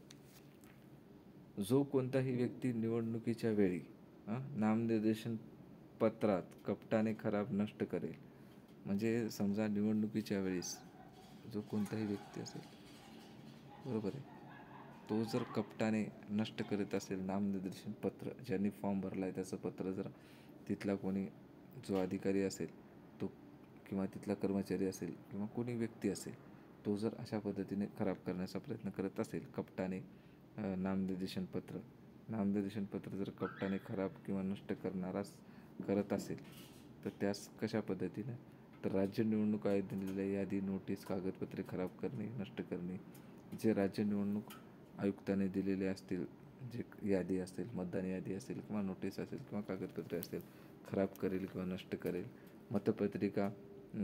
मतपत्रिका निशाणी असेल ती खराब करण्याचा प्रयत्न करेल असेल, किंवा अधिकाराशिवाय मतपत्रिका पुरवेल. म्हणजे ज्याला प्राधिकार म्हणजेच काय, अधिकार, म्हणजे तुम्हाला समजा म्हणून अधिकार लिहिलेले प्राधिकार आहे आपल्या कायद्यामध्ये शब्द. तो प्राधिकार म्हणजे आता तुमच्याकडे अधिकारच नाही, मतपत्रिका तुम्ही पुरवायला लोकांना द्यायला, तर तो अधिकार नाही आहे तुमच्याकडे, बरोबर आहे. तुम्ही बिना अधिकाराशिवाय तुम्ही देताय तर तो गुन्हा आहे. आणि मग मतपत्रिका टाकण्याच्या कायद्यानुसार अधिकार असेल अन्य कोणतीही वस्तू, म्हणजे उदाहरणार्थ तुम्हाला मतं टाकण्याचा अधिकार आहे, तुम्ही मतं टाकायचं सोडून देऊन तुम्ही त्याच्यात कागद टाकायला लागले किंवा काड्या टाकायला, काही टाकायला लागले मतपत्रिकेच्या ह्याच्यामध्ये, तर कपटाने टाकणे, कुठल्या अन्य वस्तू कोणती तर तो गुन्हा आहे. आणि मतपत्रिका नष्ट करणे किंवा ढवळाढवळ करणे, याची इकडे करणे, हा सुद्धा काय गुन्हा आहे. अपप्रेरणा देणे, अरे कर तू काय होणार आहे, असं जरी म्हटलं तरी तो सुद्धा गुन्हा आहे. त्यानंतर कोणतेही इतर अधिकारी किंवा लिपिक असेल तर त्यांनासुद्धा अशा पद्धतीने करता येणार नाही. तर यामध्ये काय सांगितलं आहे, जर कशा पद्धतीनं जर कोणतेही इतर व्यक्ती म्हणजे इतर अधिकारी किंवा लिपिक असेल तर त्यांना 2 वर्षाचा दंड आणि 2 वर्षे दंड किंवा दोन्ही पण होऊ शकतो, बरोबर आहे. दंड म्हणजे काय सांगितलं नाही किती असू शकतो, तो फक्त दंड बनलेला आहे. आणि इतर व्यक्ती जर असेल समजा अधिकारी सोडून, तर त्याला 6 महिन्याची शिक्षा आहे, दंड आहे आणि दोन्ही. कारण अधिकारी आणि कर्मचाऱ्यावरती ती जिम्मेदारी असते काही न होऊ देण्याची मतपत्रिकेला. जर समजा त्यांच्यानं झालं आहे किंवा त्यांनी केलं आहे तर त्यांना सिद्ध जर अपराध झाला तर त्यांना 2 वर्षाची शिक्षा, दंड किंवा दोन्ही पण होऊ शकतं. आणि इतर व्यक्तीने जर केला असेल तर त्याला 6 महिन्याची शिक्षा, दंड आणि दोन्ही होऊ शकतं. हा दखलपात्र गुन्हा आहे. काय आहे? दखलपात्र गुन्हा. आता आपण पाहूत कलम 28F भ्रष्टाचार. भ्रष्टाचार म्हणजे काय? फायद्यासाठी करण्यात येणारं. एफ फॉर फायदा, भ्रष्टाचार. फ्रॉड बी म्हटलं तरी जमते. फ्रॉड म्हटलं तर जमणार नाही, कारण फ्रॉड वेगळी गोष्ट आहे. भ्रष्टाचार कशासाठी केला जातो? स्वतःच्या फायद्यासाठी केला जातो. म्हणजे काहीतरी आता मला फायदा होणार असेल, मी एखाद्या कुठल्या चांगल्या पोस्टवर आहे किंवा कुठला अधिकारी आहे, तर मला फायदा त्यांनी काहीतरी करण्यासाठी, साहेब करून टाका, मी तुम्हाला एवढे एवढे पैसे देतो, तर माझा त्याच्यामध्ये फायदा कुठला आहे? पैशाचा आहे. मलाही फायदा होणार आहे आणि त्यालाही फायदा होणार आहे त्या गोष्टीचा, तेव्हाच तो मला व्यक्ती पैसे देतो, बरोबर आहे. त्यासाठी एफ फॉर फायदा असं ध्यानात ठेवा भ्रष्टाचाराचं. त्यामध्ये काय सांगितले? जी कोणतीही व्यक्ती मत वळविण्याचा, दुसऱ्याला मतदान न करण्याचा, मत वळविण्याचा किंवा दुसऱ्याला मतदान न करण्याचा किंवा मन वळविण्याचा प्रयत्न केला, पैसे दिले किंवा आमिष दाखविले, व्यक्तिगत आमिष, व्यक्तिगत हित करतो म्हणलं, किंवा शेवटी ऐकलंच नाही तर धमकी देतो म्हणलं, तरी धमकीसुद्धा म्हणजे भ्रष्टाचारामध्ये. आणि मतदार असेल त्याच्या नावाने मत देणे, आता दुसरा मतदार आहे त्याच्या नावानं सोडून देऊन दुसऱ्याच्या नावानं मतदान देणे, आणि अजून त्याच्यामध्ये मतदानाचा हक्क नसेल तरी जाऊन मतदान द्यायचं, म्हणजे हे फ्रॉडचपणा झाला. आणि वाहन किंवा जलयान घेऊन येणे किंवा पाठवणे, जलयान म्हणजेच काय? जहाज, अशा पद्धतीनं झालेलं आहे. कलम 33. अजून त्याच्यामध्ये आहे भ्रष्टाचार, संपला नाही भ्रष्टाचाराचा 28F. त्याच्यामध्ये अजून काय सांगितले? कलम 33नुसार हा भ्रष्टाचार आहे. कुठल्या कलम 33नुसार कुठला भ्रष्टाचार आहे? तर अशा पद्धतीने कोणत्याही कोणतीही व्यक्ती मत वळविण्याचा, दुसऱ्याला मत न देणे, न करण्याचा, मन वळवण्याचा प्रयत्न करणे, पैशाचे आमिष दाखवणे किंवा व्यक्तिगत हित होण्यासाठी करणे किंवा धमकी देणे, मला मतदान करणे, तर दुसऱ्याच्या नावानं जाऊन मतदान करणे किंवा दुसऱ्याच्या नावाने मतदान करणे किंवा मतदानाचा हक्क नसला तरी हे करायचं, जाऊन मतदान करायचं किंवा त्या व्यक्तीला हे करण्यासाठी वाहन पाठवायचं किंवा जलयान म्हणजे जहाज पाठवायचं, तरी तो सुद्धा कलम 33नुसार काय झाला? भ्रष्टाचार झालेला आहे. कलम 33नुसार. मग आता अपवाद काय आहे याला? फक्त एक आहे, स्वतःचा किंवा कुटुंबाकरता, जर स्वतःचं किंवा कुटुंबाकरता आपण जर वाहन घेऊन गेलो किंवा अनेक मतदार जर एकत्र जमले आणि त्यांनी वाहन करून घेतले आणि गेले म्हणजे मतदानाला, तर तो भ्रष्टाचार नाही, अशा पद्धतीने. आता कलम 28G. 28G मध्ये काय सांगितले? भ्रष्टाचार, फौजदारी अपराध व कार्यपद्धती. कलम 28G मध्ये काय सांगितले? भ्रष्टाचार, फौजदारी अपराध व कार्यपद्धती. जी कोणतीही व्यक्ती, कलम 28F सांगितलं ना तुम्हाला, 28F काय आहे? भ्रष्टाचाराचं, F फॉर फायदा, ध्यानात ठेवा. कलम फ्रॉड बी म्हटलं तरी जमा. कलम 28F फायदा. जर त्याबद्दल जर भ्रष्टाचार कसं, त्या कलम 28नुसार जर दोषी असेल किंवा पैसे देतो जर म्हणणारा असेल तर त्याला 200 रुपये दंड, आणि जो स्वीकारतो पैसे त्याला 100 रुपये दंड. जो पैसे घेतो त्याला 100 रुपये दंड स्वीकारतो, आणि जो देणार आहे त्याला 200 रुपये दंड, बरोबर आहे. आणि हे 28(4)(2)A मध्ये काय अजून सांगितले? धर्म, वंश, जात, भाषा इत्यादी कोणत्याही कारणाने जर समाजामध्ये द्वेष फिरवला किंवा द्वेष माजवला, तर त्याला 3 वर्षाचा कारावास, दंड किंवा दोन्ही पण होऊ शकतं, बरोबर आहे. आणि जर समजा जर त्याच्यामध्ये जर दोषी आढळला तो व्यक्ती, कुठला जात, वंश, धर्म, भाषा याच्यावरून जर त्यानं केलेला असेल आणि तो व्यक्ती जर दोषी आढळला, तर त्यांना 3 वर्षाचा कारावास, दंड हे दोन्ही तर आहेच. अजून काय माहिती आहे का? 7 वर्ष त्याला मतदानास अपात्र आहे, तो मतदान करू शकणार नाही. तो किती वर्ष? 7 वर्ष. आणि ह्याचं त्याला जर वाटलं बा आता हे आरोप जे आपल्यावर केले ते खोटे आहेत, तर त्याला अपील करता येते कलम 33 नुसार न्यायालय. हां, आणि अपील करता येते कधी, कोणत्या कलम 33 नुसार न्यायालयामध्ये. आणि जर मग अशा पद्धतीने अपील करून बी मग तारखेच्या 6 महिन्याच्या आत दखल घेतली नसेल, म्हणजे जी निवडणूक झाली अशा पद्धतीने जर त्याच्यावर गुन्हा झाला असेल आणि त्याने जर ती अपील करायची म्हणलं, तर त्यानं कलम 33 नुसार न्यायालयामध्ये निवडणूक घोषित झालेल्या तारखेच्या, बघा, निवडणूक घोषित तारखेपासून 6 महिन्याच्या आत त्याची दखल घेतली जाते. आणि जर 6 महिने होऊन गेले आणि नंतर म्हणलं यानं माझ्यावर जे आरोप केले ते सगळे खोटे होते, मला न्यायालयात जायचं आहे, तर दाद मागता येणार नाही त्याला. 6 महिन्याच्या आतच काय करायचं ते करू शकतो तो व्यक्ती.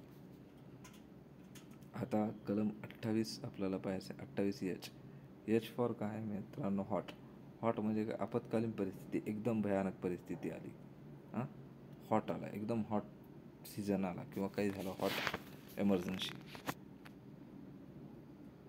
त्यावेळेस काय होणार? मतदान केंद्रावरील कामकाज थांबणार. कुठल्या कारणामुळे? दंगली झाल्या, हिंसाचार झाला, किंवा नैसर्गिक आपत्ती आली, अचानकच काही झालं तर, किंवा इतर कारणं असतात, इतर पण कारणं दिली त्याच्यात. जर अशा पद्धतीनं हॉट, एच फॉर हॉट ठेव, कलम 28. मग त्यामुळे काय होणार तुम्हाला की निवडणुका होणार का? ते नाही. मग हे असं ज्यावेळेस झालं आहे त्यावेळेस तुमचा आधी काम कर्तव्य बनते की राज्य निवडणूक आयुक्ताला असे निर्देश द्यायचे, सर अशानं असा प्रॉब्लेम झाला आहे. मग केंद्र प्रमुख काय करतो? संबंधित केंद्र स्थगित करतो. राज्य निवडणूक आयुक्तांनी ज्यावेळेस निर्देश दिले अशा पद्धतीने झाले, तर पटकन तुम्ही हे करून टाका, स्थगित करून टाका. मग हे ताबडतोब राज्य निवडणूक आयोगाला कळवण्यात येते. आधी तुम्हाला कोण निर्देश देते? तसं राज्य निवडणूक आयुक्त तुम्हाला निर्देश देते केंद्र प्रमुखाला, संबंधित केंद्र काय करा, तुम्ही स्थगित करून टाका निवडणूक तिथल्या. खूप मामला गंभीर झाला आहे. मग काय करावं लागेल तुम्हाला? ताबडतोब राज्य निवडणूक आयोगाला तुम्हाला कळवावं लागेल, अशाला असं प्रॉब्लेम झालेला आहे. मग स्थगित निवडणुका होतील, आणि जे स्थगित निवडणुका झाल्यात ते लवकरात लवकर घेण्यात येतील. आणि मग त्याच्यामध्ये काय करण्यात येईल? दिनांक, वेळ, जागा 3 दिवस आधी हे करण्यात येतील, शासकीय राजपत्रामध्ये प्रसिद्ध करण्यात येतील सूचना त्याच्या, बरोबर आहे. असं ना असं आहे या दिवशी निवडणूक. मग मतमोजणी होणार नाही. मग आता समजा एका प्रभागामध्ये काही प्रॉब्लेम झालेला असेल किंवा हिंसा झालेली असेल, तर बाकीच्या राहिलेल्या जागेची मतमोजणी होणार आहे का? नाही, कुठलीच होणार नाही.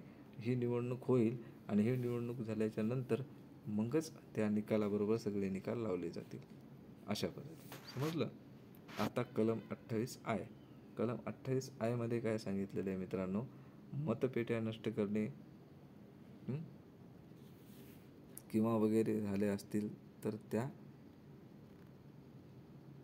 म्हणजे दुसऱ्याच्या नावाने मतदान करणे, हे चुकीचं आहे असं सांगितलेलं आहे. तर त्यामध्ये काय सांगितलं आहे? मतपेटी बेकायदेशीररित्या पळवून नेणे किंवा कट रचणे, काढून नेणे, कट रचून, ते पण चुकीचं आहे. त्याच्यानंतर काय? फिरवाफिरवी करणे किंवा नष्ट करणे. ज्या मतदान केंद्रावरील म्हणजे ज्या मतदान केंद्रात आहे त्याच मतदान केंद्रावर हे पाहिजे, बरोबर आहे. त्याच्यानंतर रद्द आणि निष्फळ ठरेल निवडणूक. आणि नवीन इमारत केंद्रावर राज्य तितक्या लवकर करेल. नवीन मतदान, कुठल्या नवीन इमारत नाही तर नवीन मतदान आहे मित्रांनो. नवीन मतदान केंद्रावर कुठं आहे ते तितक्या लवकर कळवण्यात येईल. मग मतदान केंद्र, मतदानाची तारीख, मतदानापूर्वी 3 दिवस अगोदर कुठं? शासकीय राजपत्रात आणि स्थानिक वृत्तपत्रात प्रसिद्ध करण्यात येईल. सेम आहे, तेवढं काही नाही याच्यामध्ये, पण थोडंसं काही जे किंचित गोष्टी येतात तेवढं ध्यानात ठेवायच्या. आता कलम 29. कलम 29मध्ये काय सांगितलं आहे? कलम 29मध्ये आहे, निवडणूक चालविण्यासाठी राज्य शासनाला नियम करता येते निवडणूक चालविण्यासाठी. तर राज्य शासन काय करते? आयुक्ताबरोबर विचारविनिमय करते, आणि विचारविनिमय करून प्रत्येक प्रभागासाठी मतदान केंद्र स्थापन करायचं याचा हे करतं. म्हणजे आता निवडणूक जर नियम तयार करायचे असतील तर सुरुवात करण्यासाठी अगोदर मतदान प्रभाग केंद्र तर पाहिजे मतदानासाठी, बरोबर आहे. प्रभागासाठी मतदान केंद्र निवड करणे आणि त्याच्यानंतर मतदान केंद्राध्यक्ष किंवा अधिकारी वर्ग किंवा कर्मचारी यांचा जो मानधन वेतन असतं ते ठरवणे, त्यांना किती द्यायचं त्या दिवशी. मतदानाचा वेळ ठरवणे, मतपत्रिका छापणे आणि ती देणे हे ठरवायचं. मतदार यादी अनुषंगाने मतदाराची नावे. त्याच्यानंतर काय सांगितले की डाव्या तर्जनीवर काय करायचं, डाव्या तर्जनीवर शाई लावायची. जर नाकारली किंवा आधीच जर असली त्याच्या हातावर तर त्याची मतपत्रिका काय करायची, वापस घ्यायची. मतपत्रिका देण्याची पद्धत, रीत कसं आहे, निरक्षर असतील किंवा शारीरिक दिव्यांग असतील किंवा निसमर्थ असतील व्यक्ती, तर त्यांना देण्याची पद्धत कशी, रीत कशी हे सांगायचं त्याच्यामध्ये आहे. मतदानाची छाननी करणे, मतदान संबंधित कागदपत्रे जपून ठेवणे आणि शुल्क, काहीतरी शुल्क आहे त्यांचं, सांगितलं नाही पण शुल्क आहे.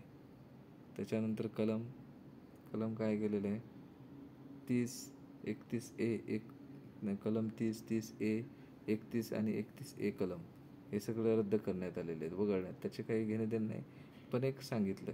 कारण का तर इथं कलम 29 झालं का डायरेक्ट आपल्याला 32 कलमवर यायचे.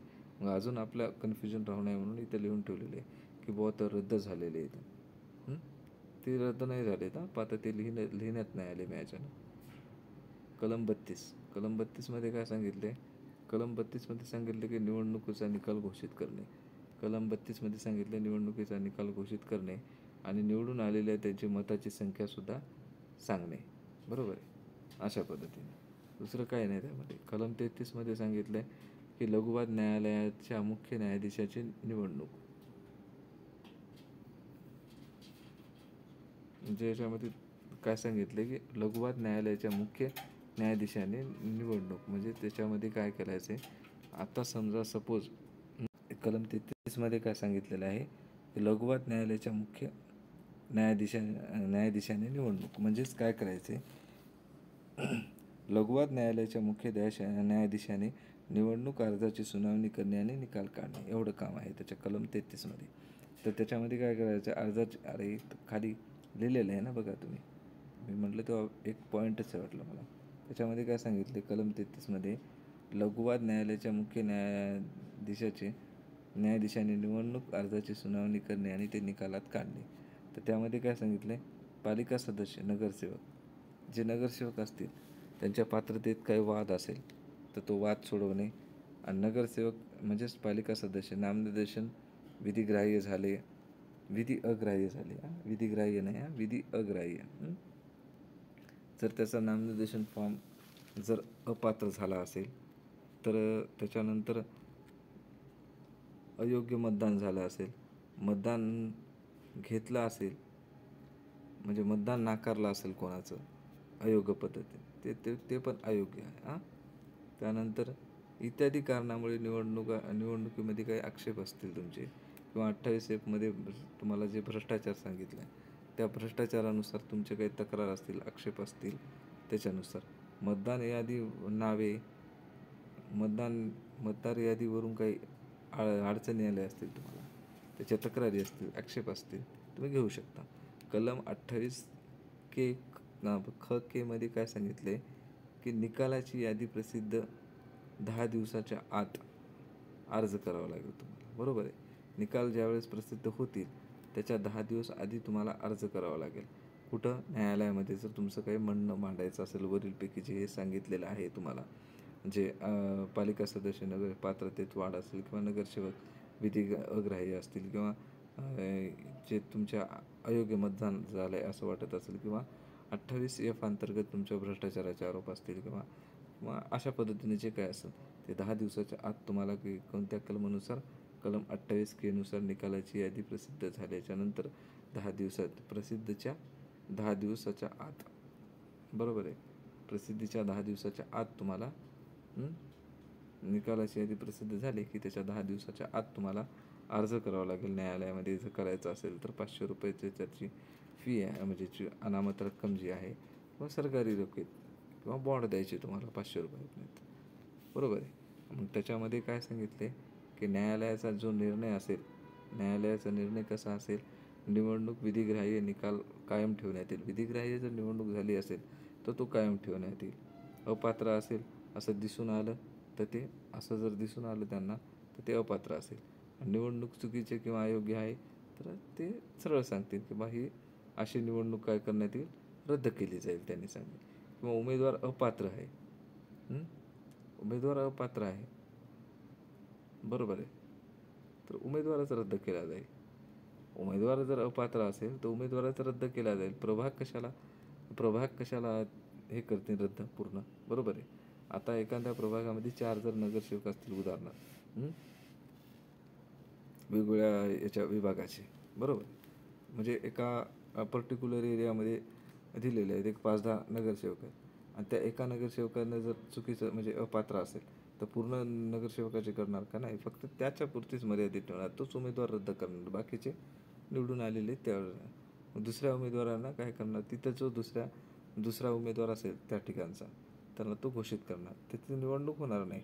तिथं त्याला त्याच्यापेक्षा जर कमी 2 नंबरचा जो असेल मताने तो विजय करण्यात येईल. जर भ्रष्टाचार उमेदवार अपात्र पद आणि दरम्यान जर कार्यकाळात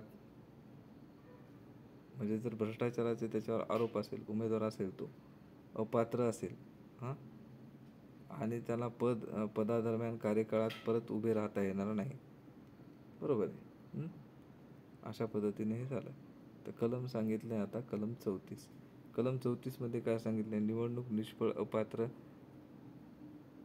करण्यात आल्या त्या अनुसाराच्या कार्यपद्धती, म्हणजे जे अपात्र किंवा अपात्र झाल्यात निवडणुका ते कशा पद्धतीने राबवायचे त्याच्याविषयी सांगितलेलं आहे. तर इथं काय सांगितलं आहे, निवडणूक असल्यावर आता निवडणूक अपात्र आणि एक नैमित्तिक जागा. नैमित्तिक जागाचं कलम काय आहे मित्रांनो, कलम 9 आहे. 9 फॉर नैमित्तिक असं आठवण ठेवा. तर त्यामध्ये 2 प्रकार येणार आहेत, एक निवडणूक अपात्र झालेली आणि निवडणूक नैमित्तिकरित्या भरण्यासाठी. त्यामध्ये निवडणूक नैमित्तिक जे असेल रिकामी झालेत पद किंवा तो उमेदवार वारला असेल किंवा उमेदवाराने आता रिझाईन दिले असेल, नाही म्हणला असेल तर तो झाला. दुसरा उमेदवार भेटला नसेल किंवा दुसरा बी उमेदवार जर नाही भेटला तर नव्याण्णव निवडणूक लढविण्यासाठी दोघांनी बी हे करण्यात येईल, बरोबर आहे. अपात्र झालेली निवडणूक असेल किंवा नामनिर्देशित निवडणूक असेल तर त्याच्यामध्ये काय करण्यात येणार आहे, नव्याने निवडणूक राज्य निवडणूक आयुक्त काय करणार आहे, दिनांक वेळ ठिकाण सांगणार आहे. नव्याने निवडून आलेल्या नैमित्तिक रिकामी जागा निवडून आलेला उमेदवार म्हणले जाईल, म्हणजे जो नव्याने निवडून येतील त्याला नैमित्तिक रिकामी जागा उमेदवार म्हणून म्हणले जाईल, नैमित्तिक उमेदवार म्हणले जाईल, बरोबर. त्याच्यानंतर चला आता कलम 36. कलम 36 मध्ये काय सांगितलं, मनपाच्या कामकाजा संबंधित तरतुदी येतात. जे मनपाचे जे कामं आहेत त्याच्या संबंधित तरतुदी आहेत. त्याच्यामध्ये त्यांनी काय सांगितले, सभा भरविणे असेल, सभा भरविणे, नोटीस देणे, जागा वेळ व्यवस्थापन तहकूब इत्यादी गोष्टी धरून मनपाला खालील बाबतीत नियम करता येतात. कुठल्या नियम करता येतात तर मनपाला महिन्यातून किमान एकदा सर्वसाधारण सभा बैठक बोलवण्यात येते, किमान एकदा महिन्यातून, ते 20 मार्चच्या आत, मार्च महिन्यात सुरुवातच. तर निवडणुकानंतर मनपा आयुक्त एप्रिलमधील बैठकीत लवकर येईल त्याचा वेळ व दिनांक आणि जागा सांगेल, बरोबर आहे. आणि इतर बैठकीमध्ये कोण, महापौर. आता मनपाची जर बैठक असेल निवडणूक झाल्याच्या नंतर पहिली जी बैठक असेल, तर पहिली म्हणता येणार नाही, पण निवडणुकीच्या नंतर जी बैठक होते त्या बैठक कोण बोलवते तर मनपाचा आयुक्त बोलवते, बरोबर आहे. तोच ठरवतो वेळ दिनांक जागा ठरवतो, बरोबर आहे. आणि जर नंतर इतर कोणत्याही बाबतीत जर बैठक असेल, निवडणुकीच्या बाबतीत असेल तर मनपा आयुक्त बोलवते आणि इतर बाबतीत जर असेल तर महापौर बोलवते. महापौर काय करणार, दिनांक वेळ ठिकाण ठरवणार. जर महापौर नसेल तर उपमहापौर बोलवते आणि उपमहापौर बी नसेल तर स्थायी समितीचा सभापती बोलवते, बरोबर आहे. इतर जर कुठलीही बैठक असेल तर, निवडणुकीची बैठक असेल तर कोण बोलवतं, मनपा आयुक्त बोलवतो. बस एवढं समजलं तरी बस झालं. विशेष बैठक. विशेष बैठक काय आहे मित्रांनो? विशेष बैठक जर कोण बोलवतो? महापौर बोलवतो. जर ते रिक्त असेल तर सभा जे स्थायी समितीचे सभापती असतात ते बोलवतात. आणि जर समजा काय करतात, सभापती बोलवतात. आणि विशेष बैठकीच्या कसं असतं, एकास 8 जर बहुमताने जर निर्णय झाला, निर्णय पाहिजे, किती पाहिजे? एकास 8, बरोबर आहे. एकास 8 एक अष्टमांश म्हणतात त्याला. जर असेल, त्यांनी लेखी मागणी केलेली, सही किंवा लेखी मागणी केलेली असेल तर प्रत्येक सभा ही सर्वांसाठी असते. म्हणजे ही सभा कशी असते? प्रत्येकासाठी ओपन टू ऑल, म्हणजे सर्वांसाठी खुली असते. तर याच्यामध्ये जर एखादे आले व्यक्ती कोणी बोलवलं सर्वांना, त्याच्यामध्ये चर्चा करायला लागले, खाजगी गोष्टी आपण आपलं बोलत बसले, म्हणजे चर्चा करायला लागली, तर हे जमणार नाही. ते सगळ्यांना बोलवणार नाहीत. ते जर वैयक्तिक जर असेल काही, म्हणजे कुठली नगरसेवकाची वैयक्तिक काही जर मीटिंग असेल आपल्या एखाद्या याच्यासाठी, तिथल्या काही झालं असेल, कुठली एक आपत्कालीन परिस्थितीमध्ये जर खाजगी मीटिंग असेल त्यांची, तर त्यावेळेस त्यांनी काय करणार? पालिका सदस्य बहुमताने वाटत असेल तेव्हा बैठक खाजगीरित्या होईल. त्यांना जेव्हा वाटेल तेव्हा खाजगीरित्या होईल. समजा खाजगीरित्या तर होणार आहे ती बैठक, पण ती ओपन टू ऑल, सर्वांसाठी खुली आहे, बरोबर आहे. तर मग त्या कामकाजात जर कोणी अडथळा आणत असेल तर त्यांना सरळ सरळ काय म्हणणार? हाकलून देणार. म्हणजे हाकलून म्हणजे बस झालं बाबा, आता तू जाऊ शकतोस घरी, अशा पद्धतीने. आणि सभेच्या इथं काय सांगितलंय? सभा एकूण संख्येच्या किती? एकाच 5 घनपूर्ती असेल तर होणार आहे सभा. आणि जर तेवढे नसतील, किती घनपूर्ती पाहिजेत? एकास 5 पाहिजेत. म्हणजे एक पंचमांश म्हणलं तरी जमणार, बरोबर आहे. जर एवढी नसेल तर ती काय करण्यात येईल? अपात्र ठरवण्यात, म्हणजे अपात्र नाही, तहकूब करण्यात येईल ते सभा. जर कुठला निर्णय घ्यायचा असेल तर संख्या किती लागेल? एकास 5 घनपूर्ती लागेल. जर हे नसेल तर सरळ सरळ ती सभा तहकूब करण्यात येईल. आणि जर तहकूब करून सभा जर तहकूब केली तर परत सेकंड वेळेस बोलवण्यात येईल. परत जर तशाच पद्धतीने एक पंचमांश जर नसेल तर सरळ सरळ त्यांची ती बी तहकूब करण्यात येईल. पण तिसरी वेळेस बोलवल्याच्या नंतर जी सभा घनपूर्तीची गरज राहणार नाही, त्याला डायरेक्टली घनपूर्तीची गरज राहणार आहे का नाही, तुम्ही किती या काही या, सुरू होणार आहे. बैठकीचे अध्यक्षस्थान कोण? महापौर सांभाळेल. महापौर नसेल तर उपमहापौर घेईल. उपमहापौर नसेल तर पालिका सदस्य घेईल, बरोबर आहे. आणि पालिका सदस्य बी, म्हणजे पालिका सदस्य काय करणार? पालिका सदस्य म्हणजे आता जे नगरसेवक असतात त्यांना पालिका सदस्य म्हणतात, बरोबर आहे. आणि जर समजा त्यांनी काय करणार? महापौर, उपमहापौर किंवा हे कोणी नसेल तर पालिका सदस्य काय करणार? आपल्यामधून एकाची निवड करणार, बरोबर आहे, अध्यक्ष म्हणून. ते तेवढ्यापुरते. आणि जी सभा भरवताय तुम्ही, किमान तिचे 7 दिवस आधी नोटीस, तुम्हाला आधी नोटीस कुठे द्यावं लागेल? म्हणजे इमर्जन्सी जर सभा असेल, काही अडचणी आलेल्या असेल तुम्हाला, ती सभा क्विकली भरवायची तुम्हाला, तर ती नोटीस तुम्हाला 7 दिवस आधी द्यावं लागेल. आपत्कालीन म्हणजे कुठली बी सभा असेल तर ती 7 दिवस आधी. आणि जर इमर्जन्सीची सभा असेल तर 3 दिवस. समजलं तुम्हाला? कोणतीही जर सभा असेल, भरवायची असेल, तर 7 दिवस अगोदर तुम्हाला नोटीस द्यावी लागेल. आणि जर आपत्कालीन जर असेल, इमर्जन्सीची एकदम काही उद्भवलं आहे, तर ती 3 दिवसाची कमीत कमी तुम्हाला 3 दिवस अगोदर नोटीस द्यावी लागेल, बरोबर आहे. तर ही मागणी स्थायी समिती सदस्य किमान 4 सदस्य लेखी मागणी करतात. हे कोण मागणी करू शकतात? तर स्थायी समितीचे जे सदस्य असतात ते 4 सदस्य अशी लेखी मागणी करू शकतात. आणि अशा प्रकारची कधी बी मीटिंग बोलवता येते, फक्त त्याला एकच अपवाद आहे. कुठला? अर्थसंकल्पाला बोलवता येते का नाही? नाही तर अर्थसंकल्पालाही बोलून घेऊन तुम्ही अर्थसंकल्प मांडून टाकता मनपाचा, बरोबर आहे. त्यासाठी अशा पद्धतीची बोलवता येणार नाही अर्थसंकल्पाच्या बाबतीत. बाकी तुम्हाला जर कुठली मीटिंग घ्यायची असेल तर 7 दिवस अगोदर तुम्हाला म्हणजे जी सभा कुठली भरवायची असेल तर 7 दिवस आधी तुम्हाला एक नोटीस द्यावी लागेल. आणि 7 दिवस अगोदर जर तुम्ही नोटीस दिली की तुम्हाला ती मंजूर झाली की तुम्ही घेऊ शकता. जर आपत्कालीन असेल, इमर्जन्सीची असेल तर ती 3 दिवस अगोदर तुम्हाला द्यावी लागेल. आणि ही सभा घेण्यासाठी काय करावं लागते? स्थायी समितीचे जे सदस्य असतात, किमान 4 सदस्यांनी अशी लेखी मागणी करावी लागते. बरोबर आहे. आणि ही आपोआप कुठे अर्थसंकल्प बोलविता येणार नाही त्यावर. अर्थसंकल्पासाठी ती बैठक घेण्यात येणार नाही. बरोबर आहे. आणि नोटीसमध्ये काय सांगण्यात येईल? जागा, दिनांक, वेळ, कामकाज मनपाचे. नोटीसमध्ये जागा, दिनांक, वेळ हे कोण सांगणार? नोटीस काढतात कोण? काढून हे मनपा सचिव काढणार आणि कुठं स्थानिक वृत्तपत्रामध्ये प्रसिद्ध करणार. बरोबर आहे. नोटीसमध्ये जागा, वेळ, कामकाज जे काय असेल ते नोटीस काढून स्थानिक वृत्तपत्रामध्ये मांडणार. प्रस्ताव मांडण्यासाठी काय? प्रस्ताव मांडण्याची इच्छा बी, सभेचा दिनांक, सगळ्या पद्धतीने.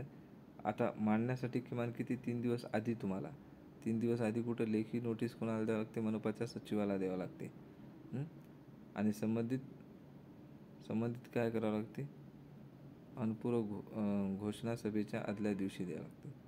म्हणजे सभेच्या आदल्या दिवशी तुमची जी काही घोषणा असेल ती सभेची घोषणा तुम्हाला स्थानिक वृत्तपत्रामध्ये सचिव काय करतील? प्रसिद्ध करतील. आणि ज्या कामासाठी बैठक बोलवण्यात येईल तेच काम करा, नाही तर बोलवणार एक आणि करत बसणार एक, तसं होणार नाही.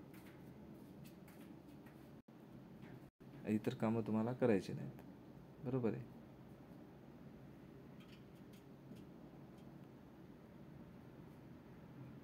निकडीचा प्रसंग आला, एकदम निकडीचा काही प्रॉब्लेम आला किंवा नवीन मुद्दा काही जर झाला, तर एकूण पालिकेच्या सदस्यापैकी एकास 8,000 पाहिजे.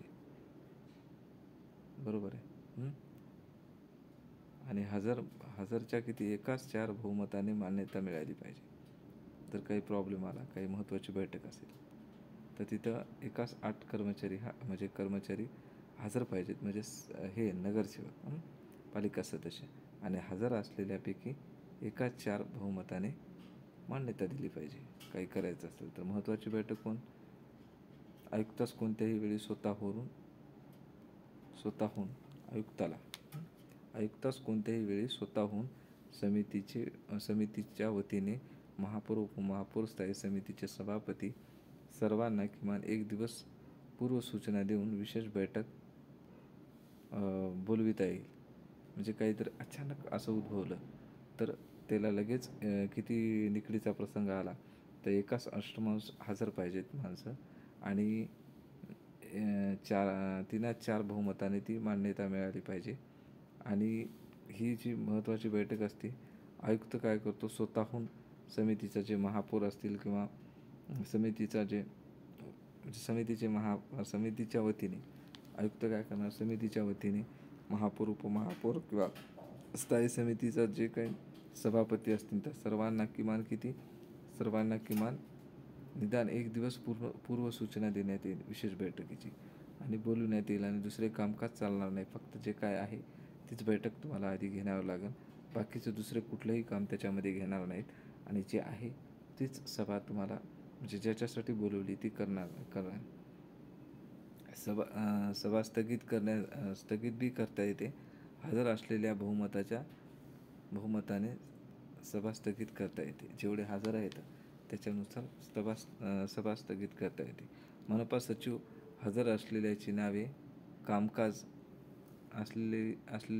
कामकाज आणि कार्यव्रत एका पुस्तकात लिहिले जाईल. जो सभेचा अध्यक्ष असेल तो त्यावर सही असेल. म्हणजे उदाहरणार्थ त्याची कुठलीही काही मीटिंग झाली, काही झालं, त्याची एक काय असेल पुस्तकं तयार करणार आणि त्या पुस्तिकेवर कुणाची सही असणार? जो सभेचा अध्यक्ष असेल त्याची सही असणार त्या पुस्तकेवर. बरोबर आहे. आणि हे पुस्तक पालिका सदस्यास की नाही, पालिका सदस्यास हे पुस्तक विनामूल्य दिले जाईल. आणि इतर व्यक्तींना हे 50 पैसे ते 2 रुपये भरून दिले जाईल. जास्त नाही, 2 रुपये नाही तर 50 पैसे. याच्यापैकी जे काय सभा भरली आहे, असे कामकाज सुरू झाले आहे तर पालिका सदस्य हित संबंध किंवा हिस्सा असेल तर मत देता येणार नाही, भागी घेता येणार नाही आणि प्रश्न विचारता येणार नाही. जर सभा भरली आहे, सभेचं कामकाज सुरू आहे आणि त्या सभेमध्ये जर पालिका सदस्य असेल एखादा, त्याचं काही हितसंबंध असेल किंवा हिस्सा असेल तर त्याला हे नाही करता येणार. त्याला काय नाही करता येणार? मत देता येणार नाही, काही काम भाग घेता येणार नाही, प्रश्न विचारता येणार नाही. तो फक्त शांतपणे बसू शकतो. बरोबर आहे. त्यामध्ये काय सांगितलं आहे? कलम 5(1)(b) मध्ये सांगितले की नामनिर्देशित सदस्य मत नाही. जे नामनिर्देशित सदस्य असतात त्यांना त्यांचं मत नाही, पण मतदान होईल तेव्हा त्यांना मत नसतं, पण मतदान होईल तेव्हा काय असतं, मतदान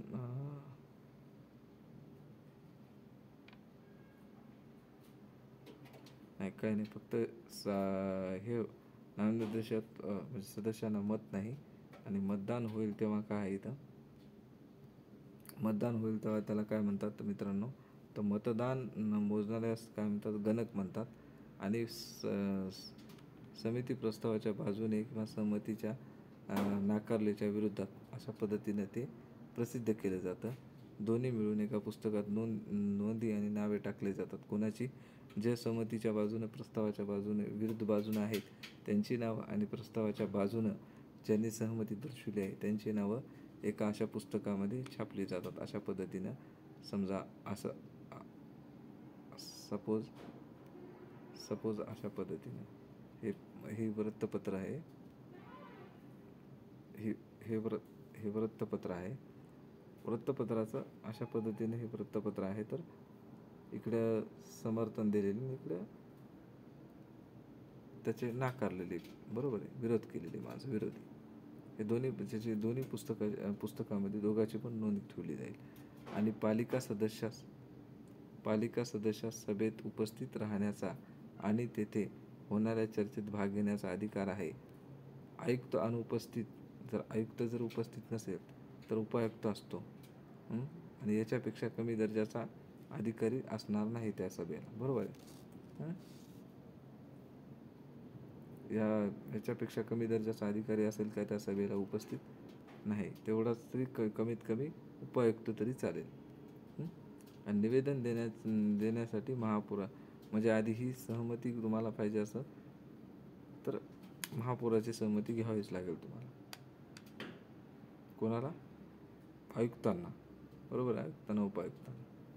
आणि हे मतदानास त्यांना हक्क पण नसणार नाही.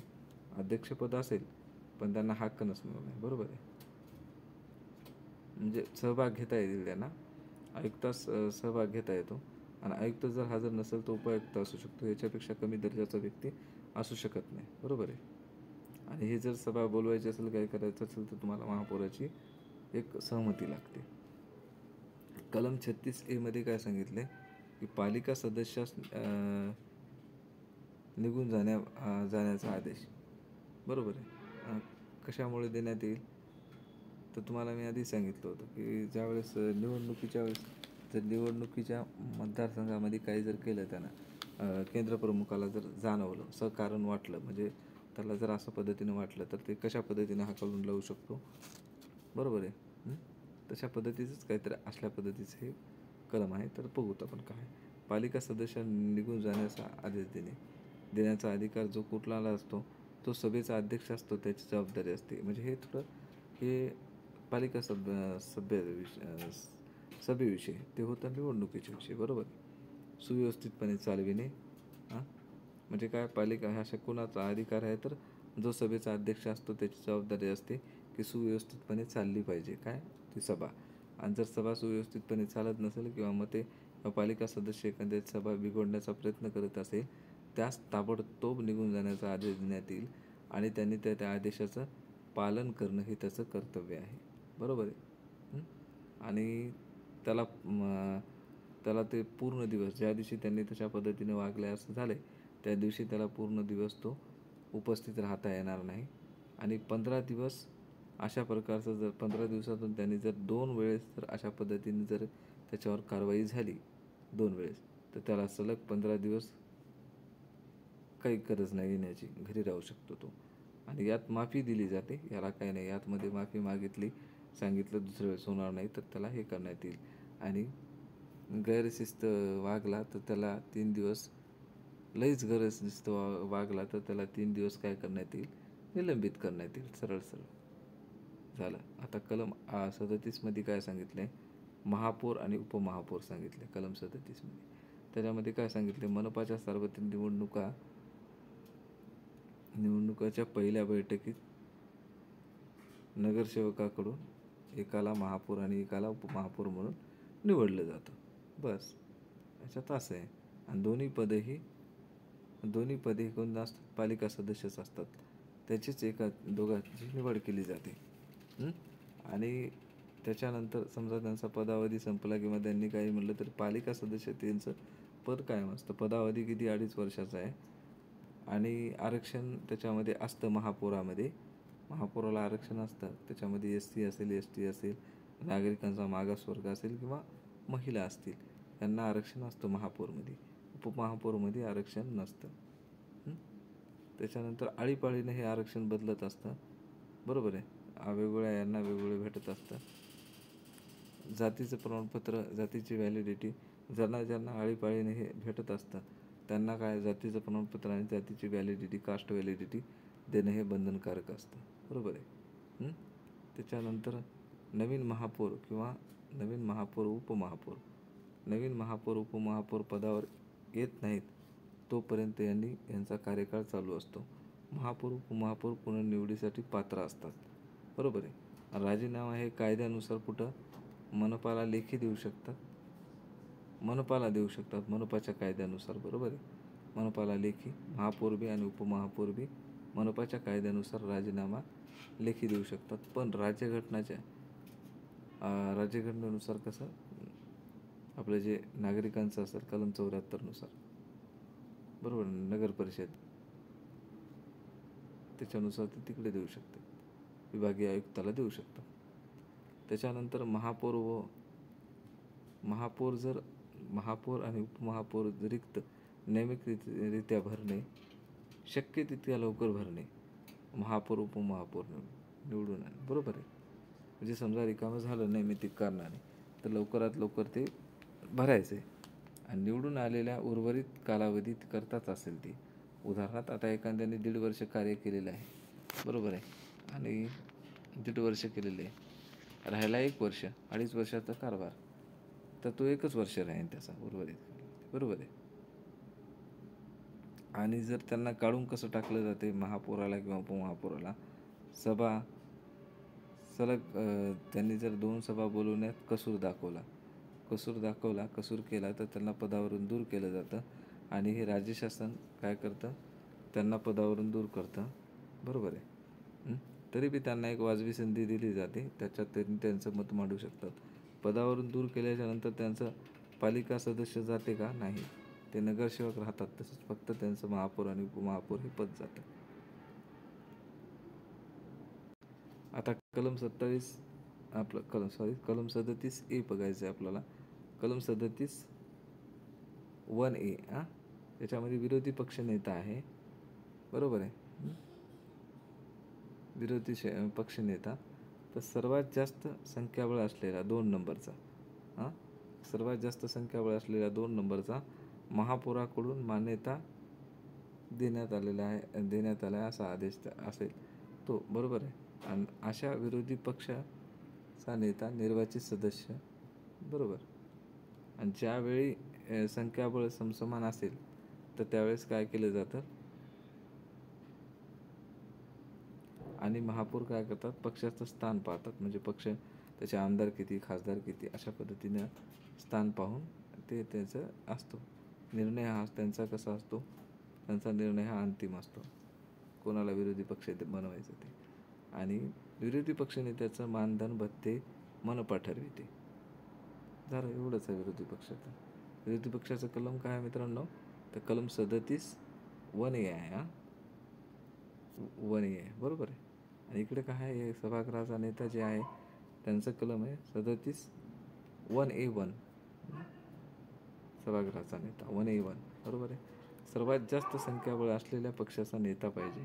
सभागृहाचा नेता कोण असतो, सर्वात जास्त संख्याबळ असलेल्या सभागृहाचा म्हणजे पक्षाचा नेता असतो सभागृह नेता. आणि विरोधी पक्ष नेता कोण असतो, सभागृहामध्ये म्हणजे जो संख्याबळ जास्त आहे पण किती, 2 नंबरचं, तर तो असतो. बरोबर आहे.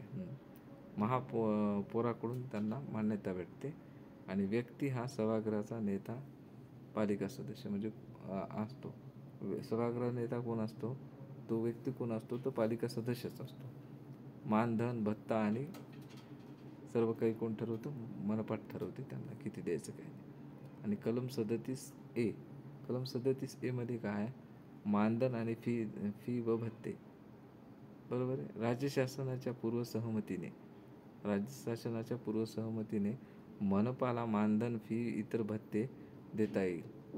महापौर आणि उपमहापौर किंवा पालिका सदस्य यांना देता येते. किती द्यायचे काय नाही ते अशा पद्धतीने, पण सांगितलं नाही किती द्यायचे. परंतु इथं काय आहे, परंतु एक आहे अजून. तर त्यामध्ये काय सांगितले, शिक्षण समितीचा पालिका सदस्य सोडून इतरांना 100 रुपये दिवसाचे दिले जातील किंवा 400 रुपये महिन्यापेक्षा जास्त नसावे. अशा पद्धतीने. आणि आतिथ्य भत्तामध्ये काय केलं जातो, महापौराला मनपा देत असते. आणि हे कोण ठरवतं, महापौराला देण्याचं शासन ठरवतं, मनपाला द्यायचं म्हणजे मनपा थ्रू शासन ठरवतं. आणि अशा प्रकारे भत्ता मानधन भेटतो म्हणून कोणत्याही सदस्य अपात्र ठरत नाही. ते भ्रष्टाचाराचा आरोप नाही त्याच्यावर. बरोबर आहे. त्याच्यानंतर कलम 38 मध्ये काय सांगितले, विशेष प्रयोजनासाठी समंत्रक म्हणजे सल्लागार समिती नेमणे. तर त्याच्यामध्ये काय सांगितले, मनपाने वेळोवेळी गरज असेल तेव्हा, पाहिजे तेव्हा सदस्य असणारी सल्लागार समिती नेमता येते. आणि त्याच्यामध्ये काय असू शकतं, सल्लागार समितीमध्ये काय काम असतं, त्याची चौकशी करणे किंवा अहवाल, कर्तव्य अशा पद्धतीने सल्ला देण्याचं काम करत असतं. कोणती समिती, विशेष प्रयोजनासाठी जे सल्लागार समिती असते ते. बरोबर आहे. आता राहिलं कलम 38 ए. कलम 38 ए मध्ये काय सांगितलंय, मनपाच्या विशेष समित्या येतात. मनपाच्या विशेष समित्यामध्ये काय सांगितले, अधिकार सांगितले. मनपाच्या त्यावेळी आपल्या पालिका सदस्यास म्हणजे मनपाचे जे अधिकार असतात विशेष समित्याचे, मनपास त्यावेळेस कुठल्या पालिका सदस्यास विशेष समित्याची स्थापना करीत असते. त्यामध्ये कुठलं, महिला व बालविकास समिती, खास करून महिला व बालविकास समिती. बैठकीला हजर असलेल्या विशेष समिती स्थापन करता येते कुठं, पण ते किती, बैठकीला हजर असलेल्या 2/3 सदस्याच्या बहुमताने विशेष समितीला अधिकार सोपवता येतो. विशेष समिती. बरोबर आहे. त्यामध्ये कोणती, महिला बालविकास समिती, महिला बालकल्याण समिती म्हणजे काय सांगितलंय की 75% त्याच्यामध्ये महिला असतील पालिका सदस्य. आणि अध्यक्ष आणि उपाध्यक्ष सुद्धा कोण असतील, महिलाच असतील. आणि पूर्णांक किंवा अपूर्णांक असा असेल तर म्हणजे अपूर्णांक जर असेल काही, उदाहरणार्थ 37.5 असेल तर 38 धरण्यात येईल, पूर्णांकामध्ये पूर्ण धरण्यात येतील. बरोबर आहे. अपूर्णांक असेल तर पूर्णांकामध्ये धरण्यात येतील. प्रत्येक विशेष समितीला वेळोवेळी निर्देश देता येतील. हे निर्देश कोण देतं, तर हे निर्देश देतं मनपा देते. बरोबर आहे. मनपा देत असते विशेष समितीला विसर्जित करण्याचं, फेरफार करण्याचा किंवा अधिकाराचे जे काही कामं असतात ते कामं करण्याचा. बरोबर आहे. प्रत्येक समिती मात्र फक्त त्यामध्ये कुठली, महिला व बालकल्याण समिती वगळून आपल्या सदस्याची म्हणजे सभापती आणि उपसभापतीची निवड करते. बरोबर आहे. आणि कोणत्याही सदस्यास एकापेक्षा जास्त विशेष समितीच्या सभापती किंवा अध्यक्षपदी बसू शकत नाही, एकापेक्षा जास्त. बरोबर आहे. त्यानंतर सभा भरली आहे, सभापती आणि उपसभापती दोघंही उपस्थित नसेल तर सदस्यामधून एकाची निवड अध्यक्ष म्हणून केली जाते. आणि कलम 38 बी मध्ये काय सांगितले, स्थायी समिती, सुधार समिती, शिक्षण समितीची विशेष समित्या, हे जे समित्या येतात त्याच्या विशेष समित्या. तर त्याची बैठक हजर असलेल्या सदस्याच्या 2/3 बहुमताने अधिकार, कर्तव्य सुपूर्द करता येतात. आणि पारित केलेला असा ठराव मनपाला कळविला जाईल. म्हणजे जे काही ठराव तुम्ही विशेष समितीच्या थ्रू मांडलेला आहे तो कोणाला, मनपाला कळवण्यात जाईल आहे. आणि मनपा ते स्वीकारू शकते किंवा ते रद्दही करू शकते. मला पसंत नाही, चला दुसरे काहीतरी कामं बघा, असंही म्हणू शकते. आता कलम 38C मध्ये काय सांगितलंय, सुधार समितीच्या उपसमित्या त्याच्यात. त्यामध्ये काय सांगितलंय, योग्य वाटेल तेव्हा सदस्यांची उपस्थिती उपस्थितीत योग्य वाटेल तेव्हा सदस्याच्या उपस्थितीत नेमता येते आणि त्यास अधिकारी देता येतात. काय करायचे काय नाही कर्तव्ये त्याच्यात सांगण्यात येतात. 38C मध्ये. आता कलम 39 चालू आहे आता आपलं. कलम 39 मध्ये सांगितले प्राथमिक शिक्षण समंत्रक सल्लागार समिती नेमणे. म्हणजे त्याच्यामध्ये सांगितले की राज्य शासनाच्या पूर्व परवानगीने व विचार विनिमय करून मनपाला हे अधिकार असतात प्राथमिक शिक्षण समंत्रक नेमण्याचे. आणि मग त्याची रचना किती सांगितले तर कलम 41च्या तरतुदीनुसार सांगितले. बरोबर आहे. तर आता झालं सुरुवात. लास्ट आपलं कलम आहे मित्रांनो, कलम 40 मध्ये काय सांगितलं, इतर शिक्षण प्रयोजनासाठी समिती नेमणे. इतर म्हणजे कुठलं, माध्यमिक शिक्षण, तंत्र शिक्षण, इतर शिक्षण कोणत्याही शाखेच्या उपाययोजनेसाठी स्थापन करता येईल. हे अधिकार कोणाला असतात, मनपाला असतात. अशा पद्धतीने मित्रांनो आपलं लेक्चर संपलेलं आहे हे आजचं. तुम्ही पाहू शकता मित्रांनो किती वाजलेत आता, 3:45 टाईम झालेला आहे. तर तुमच्यासाठी मी आज जवळपास 1.5 तास झालं बोलतोय. मित्रांनो कसं वाटलं तुम्हाला लेक्चर नक्की कळवा आणि थँक्यू. आवडलं असेल तर नक्कीच सपोर्ट करा. थँक्स.